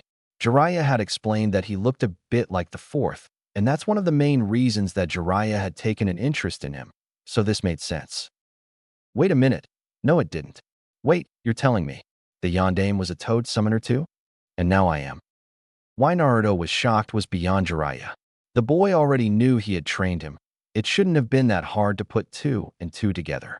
He guessed Naruto still had a way to go intelligence-wise, despite his newfound interest in books. Yes, Gaki, I was his sensei, remember?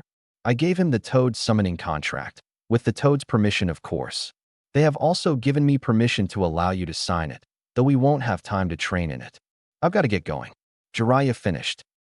Wait, what am I going to do then? Naruto had never had his question answered. Jiraiya had just offered him the contract. You are going to MT Mayaboku. It's the ancient and sacred home of the toads. Jiraiya explained, before turning to a large orange toad. Gamma, please report back to Fukasaku and Shima, and please tell them to reverse summon Naruto and I. Jiraiya asked. The toad croaked and vanished in a puff of smoke. If this MT Mayabarno. Mayaboku. That's what I said. Naruto growled back. If this MT Mayaboku place is so sacred and great, how come I've never heard of it? The blonde questioned petulantly. Sacred means that it's a place of great meaning to the toads. Therefore, very few people are ever allowed to visit their home, and that means very few people even know of its existence. I'm the only one alive that's been, and I can only think of 3 other people that even know of its existence. Jiraiya offered. Naruto nodded. So how do we get there? You said something about inverted summoning or something. Reverse summoning. Jiraiya corrected again. When you have a summoning contract signed in blood, if the summon is strong enough, they can reverse summon you to their home, just as you can summon them. Is it gonna hurt? What happens if they summon you when you're naked in the show? There was a puff of smoke and the curious blonde disappeared. Nobody was there to witness it though, as the Toad Sage was reverse summoned at the exact same time. MT Mayaboka, home of the Toad Summons. What the hell was that, old man? Naruto screamed, rubbing his butt, which he had promptly fell on after his first experience with a space-time ninjutsu. Yes, he does seem to have quite a bit of fire in him, just like his mother did. He sure does, Pa, he sure does.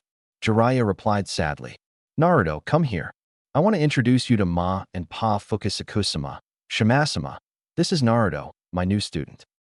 Naruto looked down at the 2 tiny, wrinkled toads standing next to Jiraiya. Or were they sitting? He couldn't really tell because of how small they were and the overcoats that they wore. Hiya Fukasasakema, Shimasama. Naruto waved awkwardly. Gaki, it's Fukasaku, not Fukasasuke. They're both sages. Have some respect. Jiraiya corrected with a facepalm. Oh, who cares, Jiraiya boy? Naruto boy, it's so good to finally meet you. Jiraiya has sent a few messages about you, and that got us quite excited to meet our newest summoner. Fukasaku said. It's great to meet you too, Grandpa Sage. Naruto said with a smile. Naruto, respect. Jiraiya was exasperated. He didn't have time for this. Oh, whatever, pervy sage. Naruto hollered with an accusational point, including his newest nickname for his sensei. If you're a sage, then it must not be that special, you old pervert. Naruto finished yelling. Oh, I like him. Fukasaku and Shima said in unison. He caught me doing research one time, and now he won't stop calling me that nickname. Jiraiya lamented. That's very funny, Naruto boy, but I assure you the power of a sage is no joke. Fukasaku explained while walking over to a giant stone toad statue. Wait, power? You mean being a sage isn't just about pretending to be all wise? Naruto questioned. Jiraiya, what have you been teaching the boy? Hopefully not just how to peek on women's baths. Shima called out. You're half right, Naruto boy. Sages like us are incredibly wise, and should you ever need counsel, we would be happy to help you. However, we are also incredibly powerful. Observe. Fukasaku clapped his hands together and became unnaturally still for a moment. Then he pulled his hands apart and gripped the foot of the toadstone. It was at least 30 times his size, yet the wrinkly toad lifted it above his head like Naruto would lift a scroll. Extreme ease. Naruto didn't see any difference in the old toad after he clapped his hands together, but when he was done, he had felt powerful. Like way more powerful. Naruto's eyes were still wide in awe. You have got to teach me that. I could kick that bastard Sasuke's ass so easily with that. Language. Whatever, pervy sage, you know it's true. Please teach me that, grandpa sage. Sorry, lad, you're too young for it, and your body wouldn't be able to take the strain the technique would put on it. When you are properly developed, though, I would be more than happy to teach you. Really? That's great, Naruto shouted. Is there anything else you can teach me in the meantime? Before either of the elder toads could answer that, Jiraiya cut in. Naruto, focus up real quick. And just like that, Naruto's blue eyes were locked on to his in complete focus. Jiraiya was no longer taken aback by the intensity of his student, but sometimes he forgot just how intensely focused he could get when need be. I have to go deal with the village emergency. I'll probably be gone around a month. Ma and Pa will take care of you in the meantime, and I'm sure they'll help you continue your training if you're respectful of them and their home. The two elder toads nodded at this. There was a flash of something in the boy's eyes. Something sad. It happened so quick, Jiraiya wasn't even 100% sure he actually saw it before they returned back to their normal glow. All right, pervy sage, I bet by the time you get back I'll be able to kick your butt too, Naruto shouted. Jiraiya gave Naruto one final genuine smile before shining, body flickering, away. So Naruto, you seem to get along well with Jiraiya if your getup is any indication, Shima said. Naruto looked down at his outfit. The nice tailor in River Country had gladly made him a copy of Jiraiya's gear with some small exceptions. He wore the green robe jacket and green shinobi pants that were loose and tied up just below the knee just like him, as well as the mesh armor underneath and the green guards for the back of his hands. Instead of a red kabuki jacket with yellow circles on the shoulders, Naruto wore a blue one with red Uzumaki clan crests sewed on in place of the circles. He also wore blue wooden geta on his feet instead of red like Jiraiya's, though he still had a little bit of trouble moving in them and struggled to water walk with them on. Rounding out the outfit was a large blue and red scroll strapped to his back, just like Jiraiya's, though Naruto's was red with blue ends and extra seals running across the middle, courtesy of Jiraiya. The boy had even taken to putting small red streaks running from his eyes, though his were much shorter than Jiraiya's, barely making it onto his cheek. In addition to all this, the young blonde was growing out his hair to be like Jiraiya's. It was longer than it had ever been, and he had taken to tying shinobi cloth around his forehead to keep it out of his eyes. It wasn't long enough for a ponytail like Jiraiya's, but he was determined to get it there. Naruto smiled at two toad elders. I sure do. Even if he is a pervert and super stubborn. I still need a headband like his, so I can match him completely though. Naruto's face dropped for a second at this. You know, Naruto boy, we toads are the ones who gave that to Jiraiya boy. The kanji on the front means oil and is the symbol of our clan. Fukasaku informed him kindly, and being that you are our newest summoner, I'd say you deserve the opportunity to earn one yourself, don't you think? Naruto nodded his head vigorously. He really wanted that headband. What do I gotta go, Grandpa Sage? Walk on water? Beat you in a fight? Naruto thought for a second about other ways he could earn the headband before speaking excitedly. I can make a bunch of clones and do the dishes. Jiraiya has me do that all the time before he teaches me something. Naruto rushed out. Actually, that does sound kind of nice. It's AD. Fukasaku was interrupted by a smack on the back of his head, courtesy of his wife. She was not letting him shirk dishes duty again. Oh, that's right, the oath. In order to become a true summoner, you must take an oath never to put the Toad clan in harm's way if possible, and treat all summons as equals. In order to earn the headband, you must take the oath and learn every Toad's name in the clan. Fukasaku explained after his wife's after his wife's loving correction. I'm not great with names, but oaths I can do. Naruto stopped short. Oh, what's an oath? Naruto asked timidly. Why, an oath is just a promise, but more serious. There are consequences if you don't take the oath seriously, or if you break it. Do you think you can take this seriously, Naruto boy? Fukasaku explained, and then asked. Of course I can. I'm Naruto Uzumaki, future Hokage of the village hidden in the leaves, and I never break a promise, you know. Naruto shouted at the top of his 8-year-old lungs. Oh ho, well Naruto, recite this oath.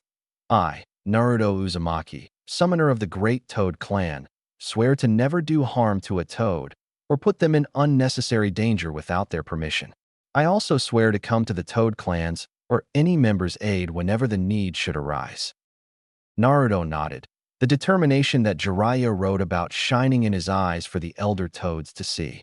I, Naruto Uzumaki, summoner of the Great Toad Clan, swear to never do harm to a Toad or put them in unnecessary danger without their permission. I also swear to come to the Toad clans or any member's aid whenever the need should arise and to become the greatest Toad summoner to ever live. And I swear it on my title of future Hokage. There was a fire lit inside the boy, and though it wasn't tangible, Fukasaku and Shima could feel it. Every Toad in on the mountain could probably feel it radiating off of him. The two elders believed the boy and believed that he might just be the child of prophecy. All right, Naruto boy, very well said. Now let's go get you some food and introduce you to all of our kin, Shima said.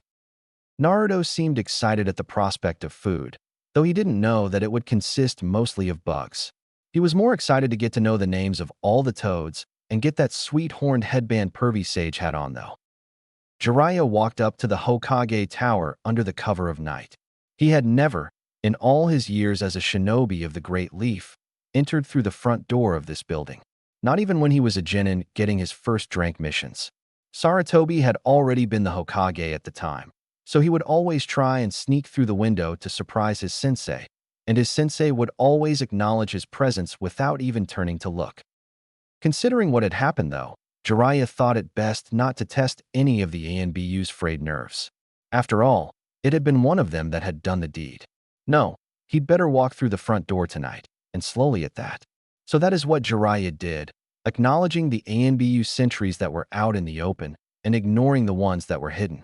Up to the top of the building he went, never being stopped by anybody, as access to the tower was restricted right now, and everybody in there knew Jiraiya had been summoned by his sensei. He came to the double doors of the Hokage's office, took a deep breath, and pushed his way in. Jiraiya, sit. Jiraiya remained standing. Did he really kill every last one of them? Even his family? While the Uchiha clan were technically all related at least distantly, Sarutobi knew what he meant. No, not all of them. He left his little brother, Sasuke. Jiraiya just looked at his sensei blankly. Not even two great shinobi wars and decades out in the field, both in combat missions, and as a spy, could prepare him for this. How was he going to explain to Naruto that the boy he always mentioned as a rival and somebody he wanted to beat would never be the same? Then again, Sasuke was currently experiencing what Naruto had for the first 7 years of his life. Loneliness. All alone, at the ripe old age of 8. Even Tsunade had made it to 27 before she lost everybody that she had loved. The boy was going to be messed up if somebody didn't help him. How is the boy doing? Jiraiya asked softly. Sarutobi was surprised by this. The village was in great danger. So soon after the Third Great Shinobi War, they experienced the Kyuubi attack and loss of their greatest hero. Now, so soon after that hit to their morale and numbers, they lost an entire clan, possibly their most powerful clan. The village was reeling, and Iwa, Stone Village, and Kumo, Cloud Village, would be looking to take advantage of it. Not to mention that their treaty with Suna, Sand Village, was shaky on the best of days. Sure, they had avoided a potential civil war as the Uchiha coup died with its members, but that didn't mean they weren't greatly weakened. Yet, here was Jiraiya, his last true confidant, and perhaps most trusted advisor, worried about a boy who wasn't strong enough to take on a genin yet. But Jiraiya had spent the last 8 months in Naruto's presence, day after day. No doubt that had influenced him strongly. Sarutobi swore the boy had a superpower, even amongst chakra-wielding shinobi. He has just woken up. He's still in the hospital. It appears that Itachi put him under a jutsu before he left. The Sandaime explained, though it appears he knows what happened, he won't talk to anybody about it. And I'm hesitant to call Inoichi in for a mind walk, as fragile as the boy's mental state is at the moment. Jiraiya growled at this, and the fatherly instinct that he would deny he had kicked in. Did it have to be this way? He spat out. Sarutobi took a second, considering what he would say next. It appears they were going to use Naruto for their plan, or rather, the Kyuubi within him. Sarutobi treaded carefully. We don't know what they would have done if they couldn't find him. I'd taken to sending a hinged, transformed clone in the form of Naruto out now and then so nobody would suspect he was out of the village. The Hokage's voice started to break. The looks my clone got. The treatment it received in place of Naruto. He shook his head. The wise Hokage had no words for it. Jiraiya considered this. He knew his sensei felt bad about Naruto's treatment, about his isolation. It couldn't happen again. Anybody other than Naruto, with his indomitable will, would have folded in a few months at best. It couldn't happen again. Somebody needs to take care of the boy. We cannot let him live in isolation. Jiraiya spoke so quietly even an elite jonin likely wouldn't have been able to hear him. Sarutobi did. Who? Jiraiya was silent. When Hiruzen looked up, he found his student's eyes staring into his intensely. And then the question was asked. The question Jiraiya dreaded, but brought onto himself. The question he wanted asked, and so desperately didn't. Are you volunteering, Jiraiya? The Hokage stuttered out. Jiraiya didn't answer for a while. A long while. Only for a short while. I can't take care of them both forever.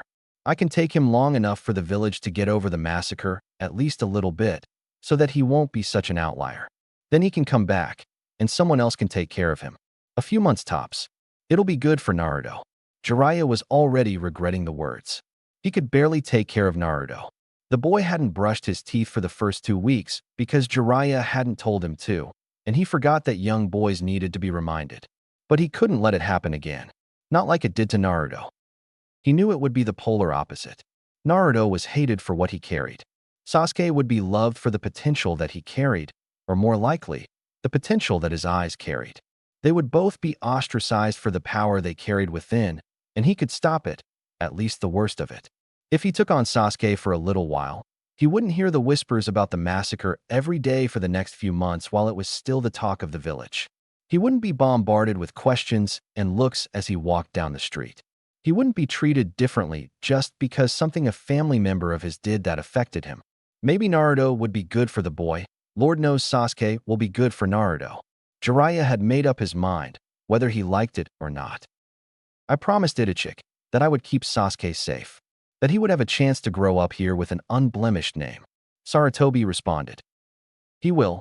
He just needs time away from the village, from the people of it, both alive and dead, and the memories they bring.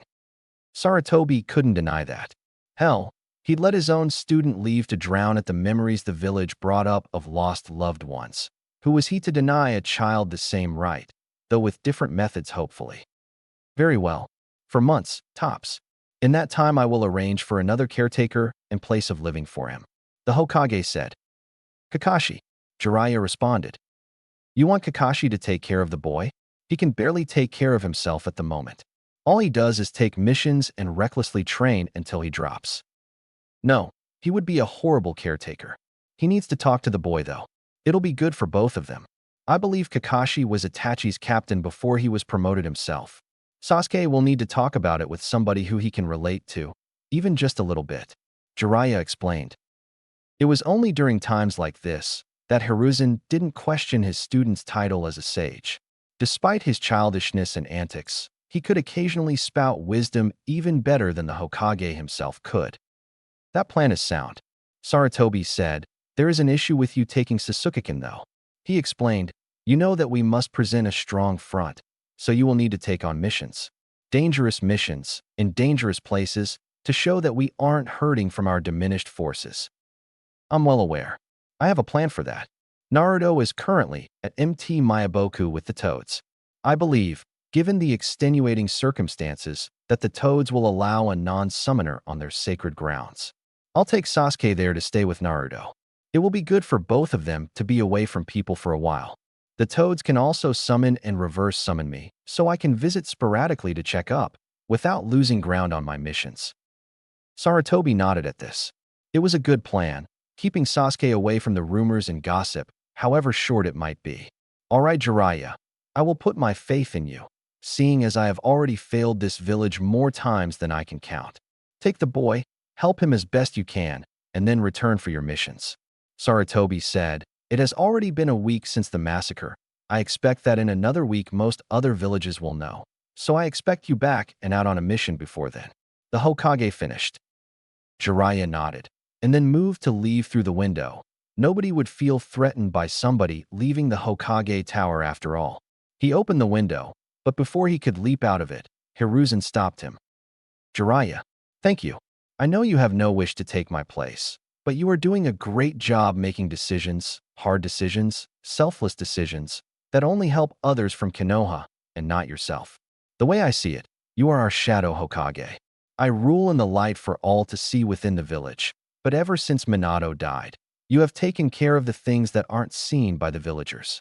Do the things that must be done to help in the long run, even if you're the only person who can truly see that at the time. Thank you for your service, the sensei of the Sannin said. Jiraiya didn't turn around, and he didn't need to. Sensei knew him better than anybody else at this point. He nodded ever so slightly, and then took off again. Sasuke didn't know where they were exactly. Jiraiya had said that he was taking him somewhere safe to be with a friend. When he arrived at the colorful mountainside village, he didn't see any friends, just the annoying blonde dead last that had left his academy class a while ago. Pervy Sage, what's he doing here?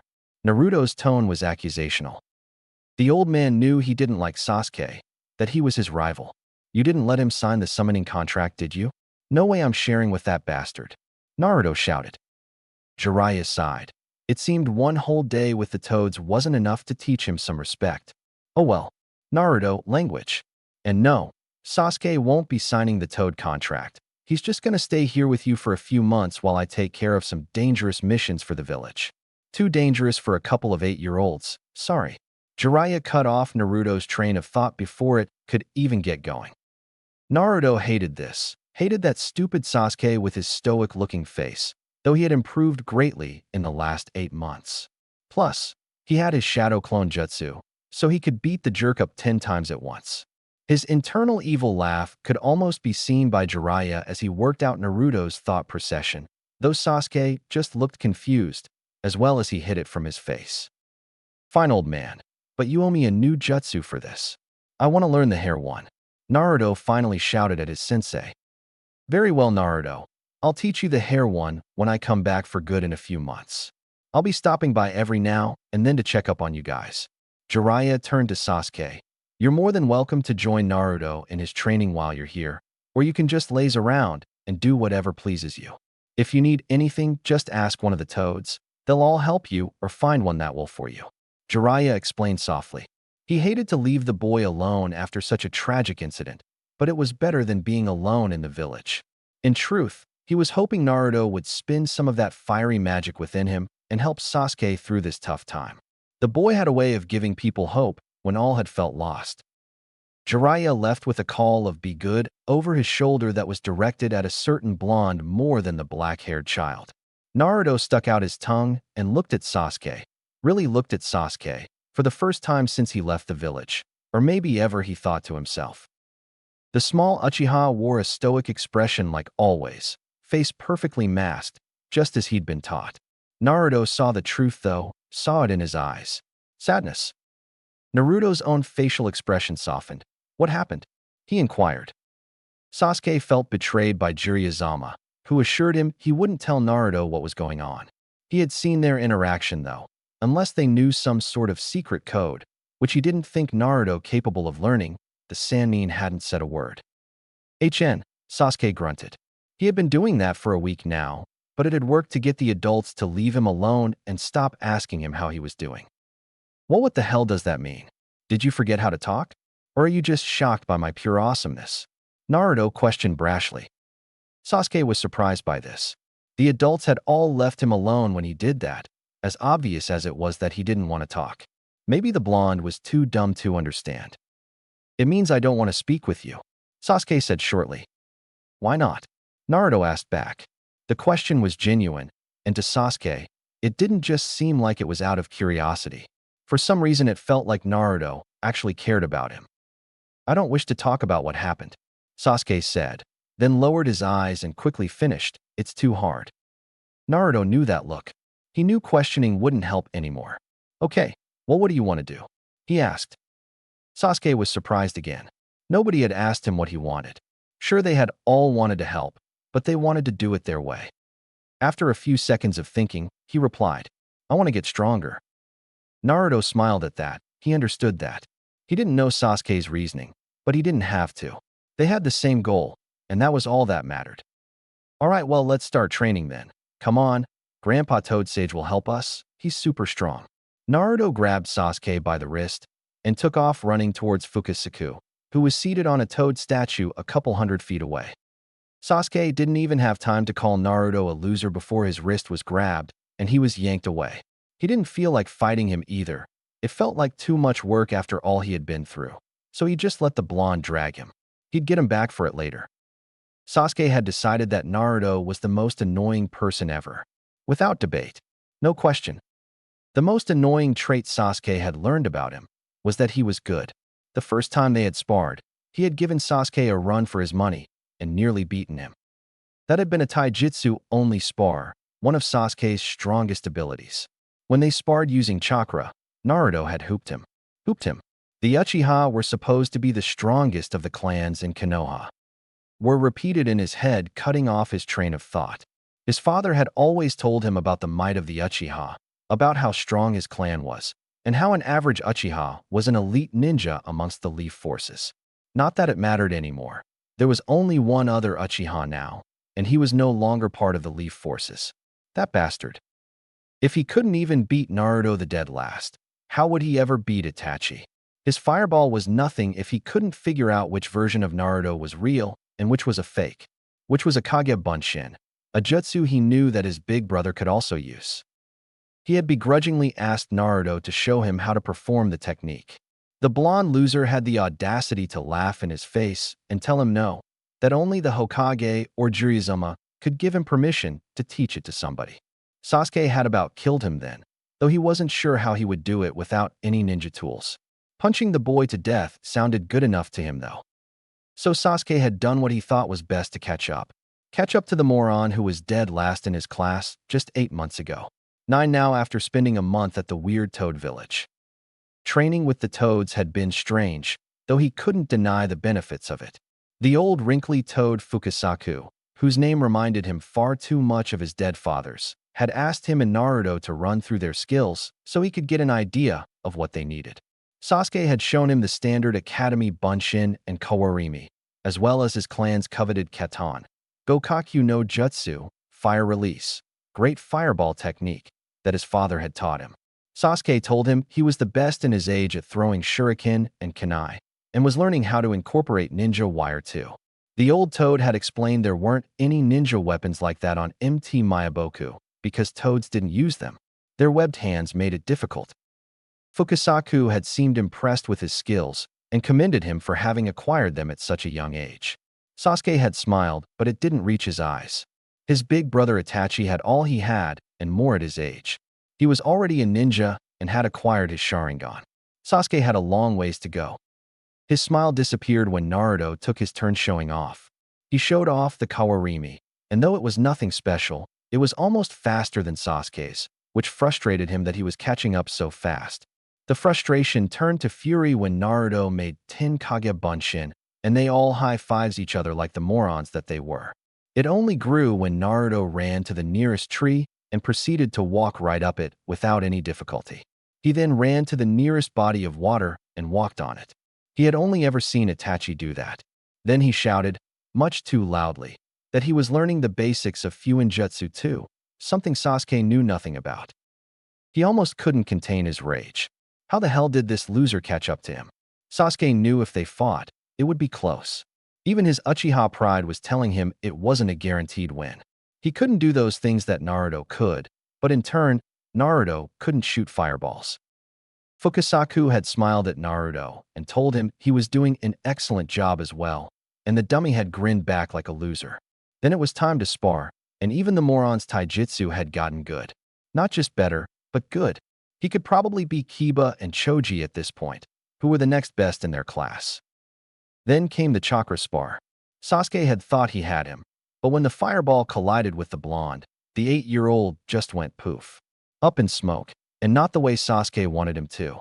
Next thing Sasuke knew, a short blade was being held to his neck. Gotcha, Grumpy, Naruto had shouted. Where the hell did you get that blade? I thought Fukasakusama said toads didn't use them. You cheated. Sasuke spat out. Language Sasuke. The moron had sad with a fake-looking stern face. And Shinobi rule number says that a shinobi's life isn't fair. If you don't like it, then you should do something about it. Naruto said gleefully. Fine, Sasuke replied, and grabbed the blonde by the wrist and flipped him over his head, landing him on his back. In the process, disarming Naruto and holding the kunai up in front of him in a general stance. The blonde shot him an upside-down scowl, which turned into a blinding grin, and he hopped back to his feet and spun around to face the Uchiha.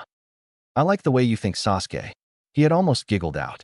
Putting his left hand to the side of the ugly scroll he carried on his back, Sasuke saw Naruto make a puff of smoke, and suddenly he also had a kunai in his hand.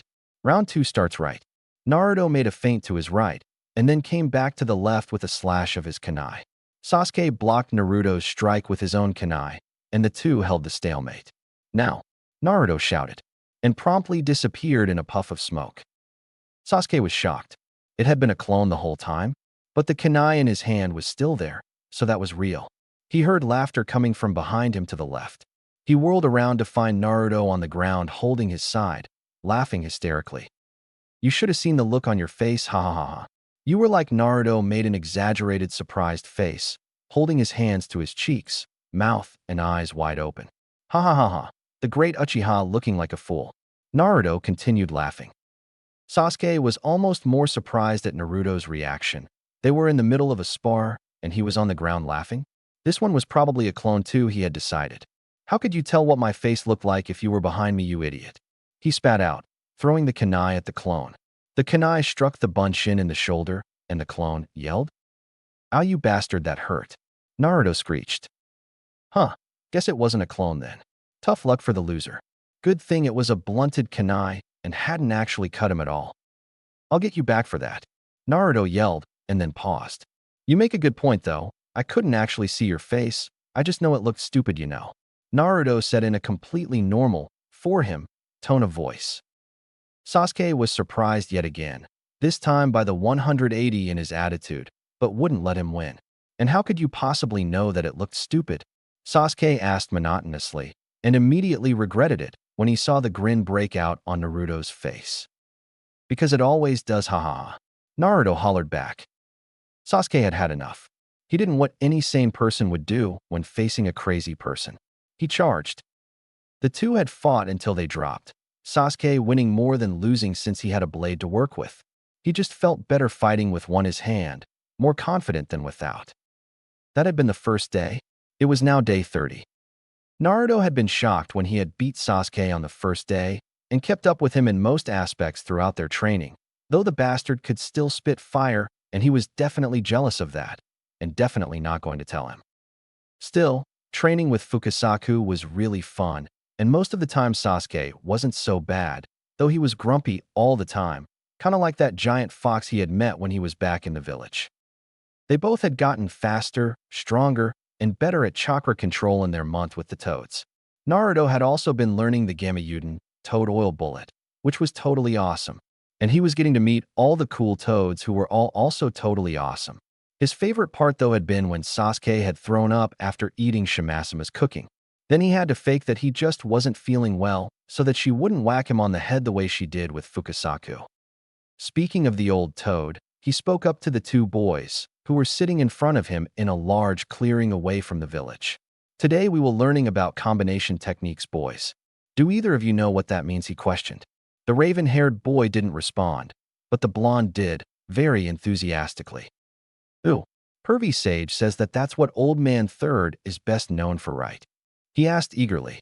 The blonde either knew or was able to do many things that he hadn't expected and even he himself couldn't do. But he had started to adjust to the unpredictability that was Naruto, and no longer got upset about it. After all, he was still winning more spars than he lost, and while he wasn't gaining ground in their training, he wasn't losing it either. He also knew he was getting stronger than he would be in the academy right now. It had to move too slow so that the lesser students could keep up. Very good, Naruto boy, but do you know what it means? The boy shook his head, still enthusiastically, which would be weird for anybody but Naruto.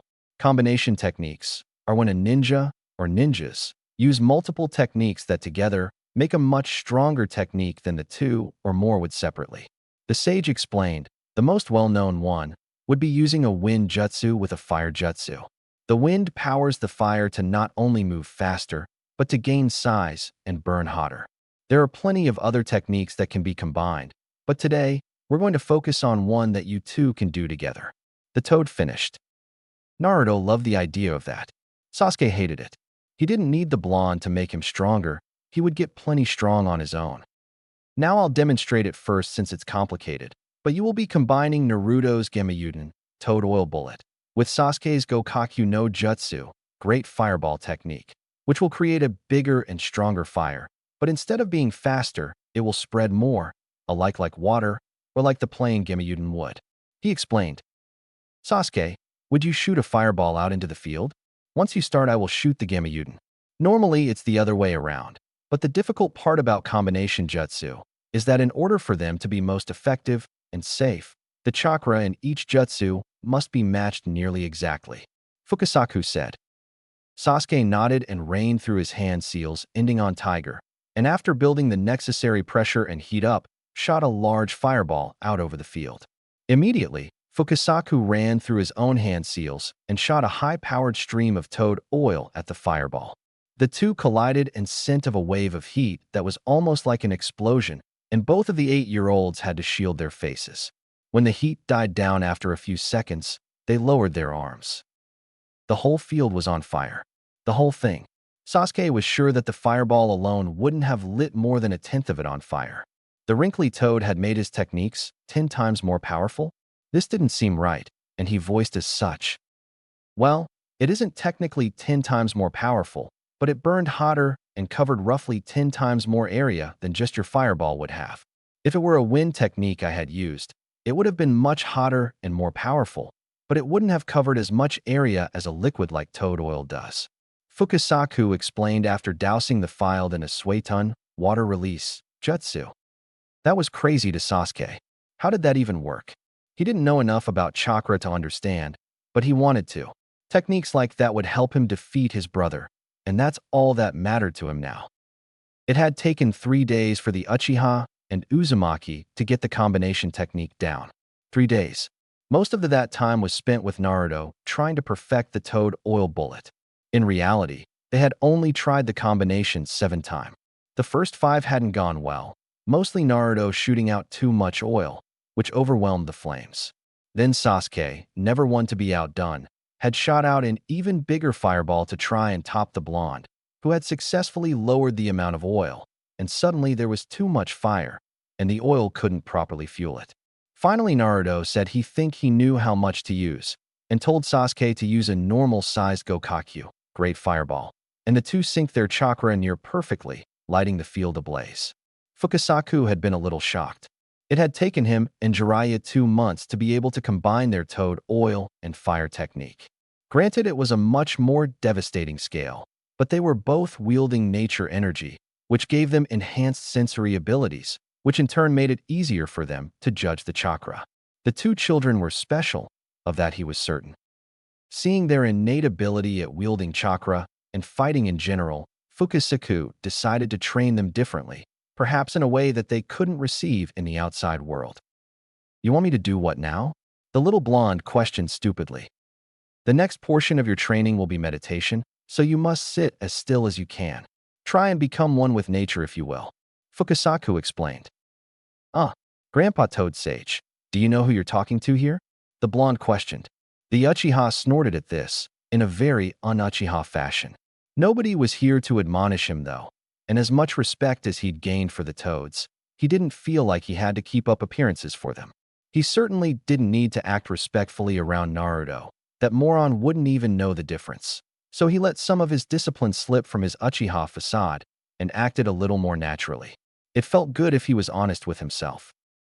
Fukasaku nodded at that and leaned in to whisper to Naruto. Remember that sage technique that I showered you when you got here? Naruto nodded aggressively, all thoughts of the proposed torture gone. Well, this is actually the very first step in learning that. I suppose if you're not ready for it, then we can move on to something else. Fukasaku laid the bait, and Naruto fell for it. Hook, line, and sinker. No way, old toad. I can sit still as long as you need me to. Just let me know when I can move again, he said resolutely, and closed his eyes, taking on the position that the toad had showed him. The craziest part was, he was telling the truth. For 5 hours Naruto sat there and didn't move. Sure, he was swaying and twitching, but he never got up to move and never opened his eyes. Sasuke, who made it an hour and a half before peeking over at Naruto, mostly to check to make sure he was alive, was shocked. Too shocked. After Fukasaku told Naruto he could move again, the boy calmly stood up before Sasuke threw a rock at him. "Ow, you bastard, that hurt," the blonde screeched. Sasuke's lip curled up slightly, and very smugly if you asked Naruto. "Language, Naruto," he corrected, "and I had to make sure that you weren't a clone or something. I didn't think you could sit still for that long and be that quiet." Naruto nodded like this made sense, then smiled devilishly. "I'll be getting you back for that." Sasuke paled, which Naruto thought meant that he was nearly translucent. Mission accomplished. In truth, Naruto hadn't been quiet the whole time. In fact, he'd been yelling, quite a bit, at a giant grumpy old fox in a sewer, which was also his brain. But was a sewer? He still didn't understand how a whole sewer system fit in his brain, let alone a gigantic fox. "Well, I had some company that helped me pass the time," Naruto said. Then before Sasuke could question what he meant, he added, "All right, Grandpa Toad Sage, I did all that, so I can burn off some energy with some real training, right?" He shouted, once again back to his normal Naruto self. It was at that moment that Jiraiya made his first appearance in a little over a month. "Oh ho, Naruto, what's rule number 6 again?" Jiraiya asked with a grin. "Pervy Sage," Naruto yelled, giving him a flying hug. When he let him go and stepped back and proudly lifted his chin and said, "Shinobi rule number 6. Everything is training. But how is sitting around doing nothing training?" "You are never doing nothing, Naruto. If you must remain still, then you are training your patience. Meditating like you were is also useful for several other things, including chakra and body awareness, which will help you during fighting." Jiraiya responded. "Well, I don't know about patience. I just did it because Fukasakuji told me it was the first step to being able to lift that stone toad above my head." Naruto explained. "It was actually kind of peaceful until that grumpy old fox started talking to me and calling me weak and stuff." Jiraiya saw Sasuke quirk his head at that, but the Uchiha didn't say anything. "Let's go talk about that then, Naruto. We wouldn't want your meditation to keep being interrupted, would we?" Jiraiya then turned to Sasuke. "I'll be back, Sasuke. Do you mind waiting with Pa? Maybe he can teach you a little more about meditation." "HN," was all Sasuke replied with, though Jiraiya noticed he was eager to learn and just hiding it well. So, Jiraiya took Naruto over to an empty field and sat him down and explained to him how the Kyuubi, 9 tails, ended up sealed inside of him. Naruto was a little shocked to learn that the demon fox that had nearly destroyed the village was sealed inside of him. He couldn't wrap his head around the fact that the Yondaime, his hero, had sealed the fox in him. He also couldn't wrap his head around having another living thing sealed inside of him. It was weird. The fox, while definitely grumpy, and full of hate too, hadn't seemed all that bad to him. Sure, he called him weak, but that didn't mean much considering the fact that he was the one that was locked up. There was that sadness in him too. The fox would never admit to as much, but Naruto could feel it in him, deep down. Jiraiya could see the emotions on Naruto's face as they came and went. What he didn't see a lot of was anger, which was what he had been expecting. He voiced his thoughts. "How come you don't seem very angry?" "Why would I be angry? I'm not the one that got sealed into a baby," Naruto replied simply. "Well, the fox is the reason the villagers treated you like they did. Iwa. That's why they're all jerks. That makes so much sense now that I think about it. They think I'm the one who killed all those people and almost destroyed the village?" Naruto asked incredulously. "Well, that doesn't give me a whole lot of faith in the people of the village. They'd have to be stupid to think a 7-year-old was the one that attacked the village, you know," Naruto quipped. "Well, yes, but they don't think you did it really. They know the fox did it. They just think that you're the fox. Or they know you're not, but are in denial and want something to take it out on. A young boy is an easy target." Naruto nodded, as that kind of made sense. Then the boy, ever pure as he was, smiled. "Well, I guess I'll just have to show them how awesome Naruto Uzumaki really is." Naruto shouted with a fist pump. "That still doesn't explain why the fox is sad though. Sure, I'd be sad if I got sealed away, but if I killed a bunch of people and destroyed a village, I'd probably feel like I deserved it." Naruto explained. He's probably not sad, Naruto. He's most likely trying to manipulate you so that he can find a way to escape or send you on a rampage. Jiraiya responded. Naruto frowned at this. If the fox was trying to manipulate him, then why was he trying to hide the sadness? Naruto didn't say anything, but this bothered him. After a minute of pondering, Naruto's attention span wandered. He perked up. Pervy Sage, Sasuke and I learned a combination technique, and it is awesome. You have to see it, come on, he shouted. Jiraiya was surprised by this, as combination techniques were really difficult to do between experienced jonin who had been teammates their whole lives. Nonetheless, he followed Naruto back over to where Sasuke was meditating. Naruto threw a pebble that pelted Sasuke in the shoulder, breaking him of his inner thoughts. Come on, bastard. Naruto ignored Jiraiya's call for him to clean up his language. I want to show Pervy Sage the combo jutsu. Sasuke was rubbing his shoulder and looking awfully grouchy, but he did enjoy doing the jutsu. It was pretty cool. The two boys started off towards one of the clearings that they were allowed to use the jutsu in, with the Toad Sage and Sage Toad following behind, talking in hushed whispers. They got to the grounds and got right to it. Ready? Naruto said. Sasuke nodded. All right, go for it then. Sasuke and Naruto both ran through their hand signs, Naruto finishing slightly before Sasuke and spewing out his Gemudan, while Sasuke spat his Gokakyu. The two jutsu collided and nearly exploded, covering tenfold of what the normal fireball would have, and doing way more damage than the toad oil otherwise would have. Jiraiya was impressed. Very impressed. That technique could easily take out some Chunin, though it would need a little more speed or surprise to get a Jonin. He let the boys know that he was proud of them, but didn't let on to just how impressive it was. All right, Naruto, I need to speak with Sasuke now. Why don't you go with Pa and see if he'll teach you something, another jutsu, huh?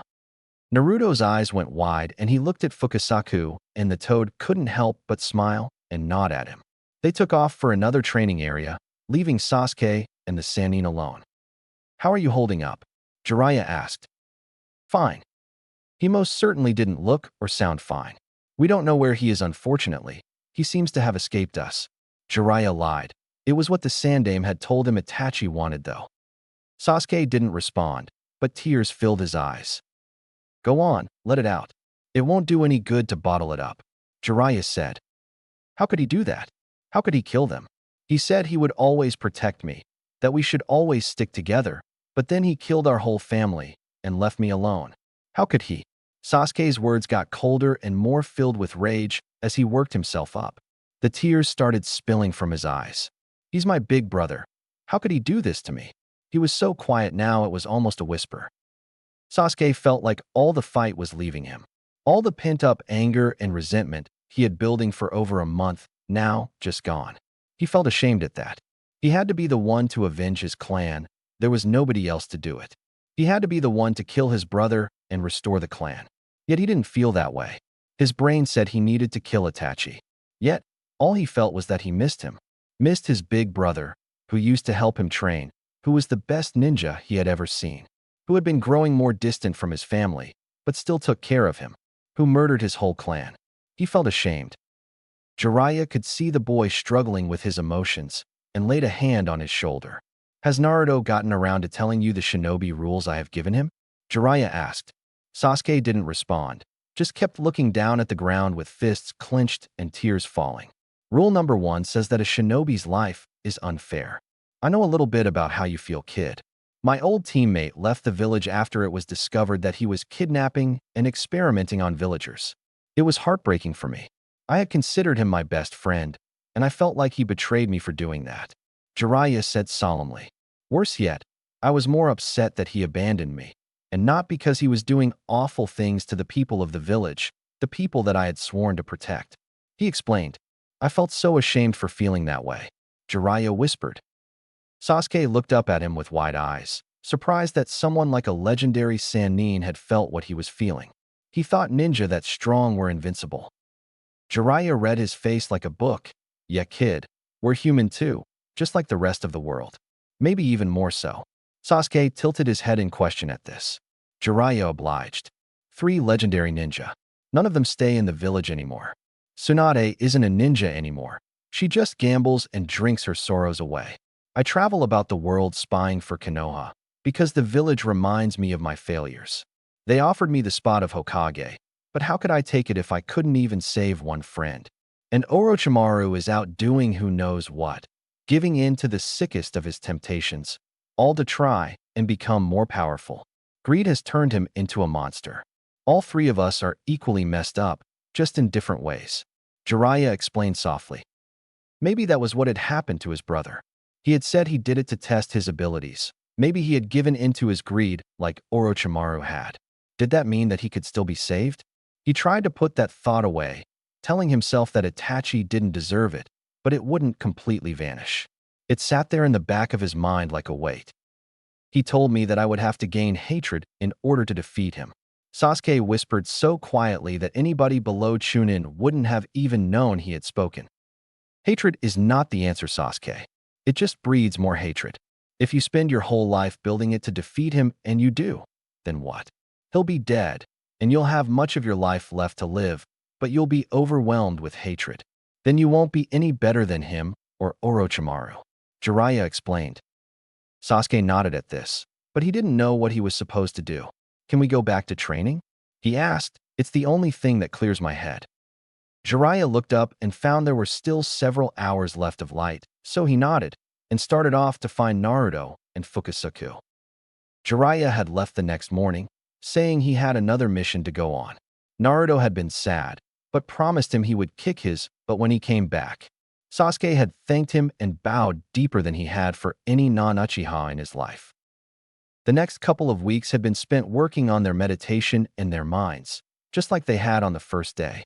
Fukasaku encouraged them to be as still as possible and feel as much as they could. They both made progress on their chakra, as well as their bodies. Their movements were a little crisper, they recovered from losing their balance a little faster, and they could perform their jutsu a little bit quicker. Naruto had talked to the Kyuubi a few times during meditation, which often led to the blonde yelling at him, and the fox pretending to be asleep. Fukasaku taught Naruto a Suiton, water release, jutsu after Naruto begged for one, claiming he wanted to put out Sasuke's fire. To keep things fair, Fukasaku taught Sasuke a new Katon, fire release, jutsu. Jiraiya stopped by every 2 weeks or so to check on them, more than happy with both boys' progress. Naruto was filling in the basics he had missed over the beginning stages of his life and time at the academy. Sasuke was learning to deal with his emotions and even express them when he wanted. The rivalry between them was enjoyable to watch. Sasuke still had the edge, but Jiraiya could tell Naruto would soon overtake him at the rate he was going.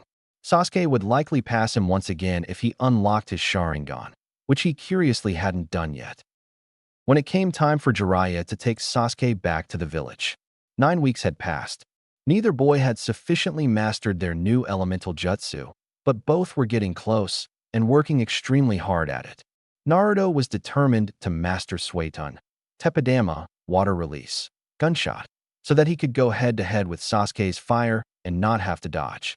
Sasuke was determined to master Katon, Inden, fire release, flame bullet, so that he could quickly ascend as one of the strongest Uchiha and restore his clan. His thoughts of his brother were still there, but they were more confused than anything. Sadness and rage didn't mix well. One demanded he spill blood, the other demanded that he lay down and cry. He ignored them the best he could and focused on things that would actually help. When it came time for the boys to part, they stood apart from each other, Jiraiya at Sasuke's side, Fukasaku and Shima at Naruto's. There was an awkward silence as neither boy knew what to say. Naruto fixed that. Next time I see you, I'm gonna kick your ass, you bastard, Naruto yelled, though his tone was light and playful. Jiraiya just facepalmed. The boy would never learn any manners. Sasuke smirked at the blonde. I'm looking forward to you failing, loser, he replied. The two stared each other down for a whole minute before Naruto blinked and Sasuke chinned at his victory. Sasuke and Jiraiya turned to leave, so Naruto turned his own back and huffed indignantly, crossing his arms. He was going to miss Sasuke, but he'd die before he said that out loud. Sasuke was thinking similar thoughts. There was nobody in the village that understood him like Naruto did. Naruto had explained how he was also from a clan that was all but extinct, and that his goal was to rebuild it. Sasuke, of course, hadn't believed him until Naruto had whipped out the scroll and a few of the items in it to prove that he really was an Uzumaki. How could anybody in the Leaf measure up to that? They were both orphans now, and both trying to rebuild their clan all by themselves. He begrudgingly admitted that Naruto was even near his skill level in most of the shinobi arts, though he was hopeless at Jinjutsu and nowhere near his level with Shuriken and Kunai. He had few Injutsu on him, he supposed, though he didn't know how that would help him in a fight. Sasuke's thoughts were interrupted when he and Jiraiya reached the portal that would bring them out to the outskirts of Konoha. He didn't really understand how that worked, but it had worked on the way in, so it must work on the way out too. Naruto was already moving on. Hokage had promised him a sweet headband if he took the oath and memorized all the toad names, and he nearly had them all down. He wasn't positive he had them all down perfect, but that wasn't going to stop him from making a pass through the village with the elderly toad to try and name them all. Jiraiya was beyond happy that the two boys seemed to get along, even if there was a rivalry between them already. It was going to be good for both of them to have another person in a similar situation. They could lean on each other when they needed it. Now he needed to focus on what Orochimaru was up to, and he supposed he had a new hair jutsu to teach Naruto. He was excited to get back to traveling with him again after all,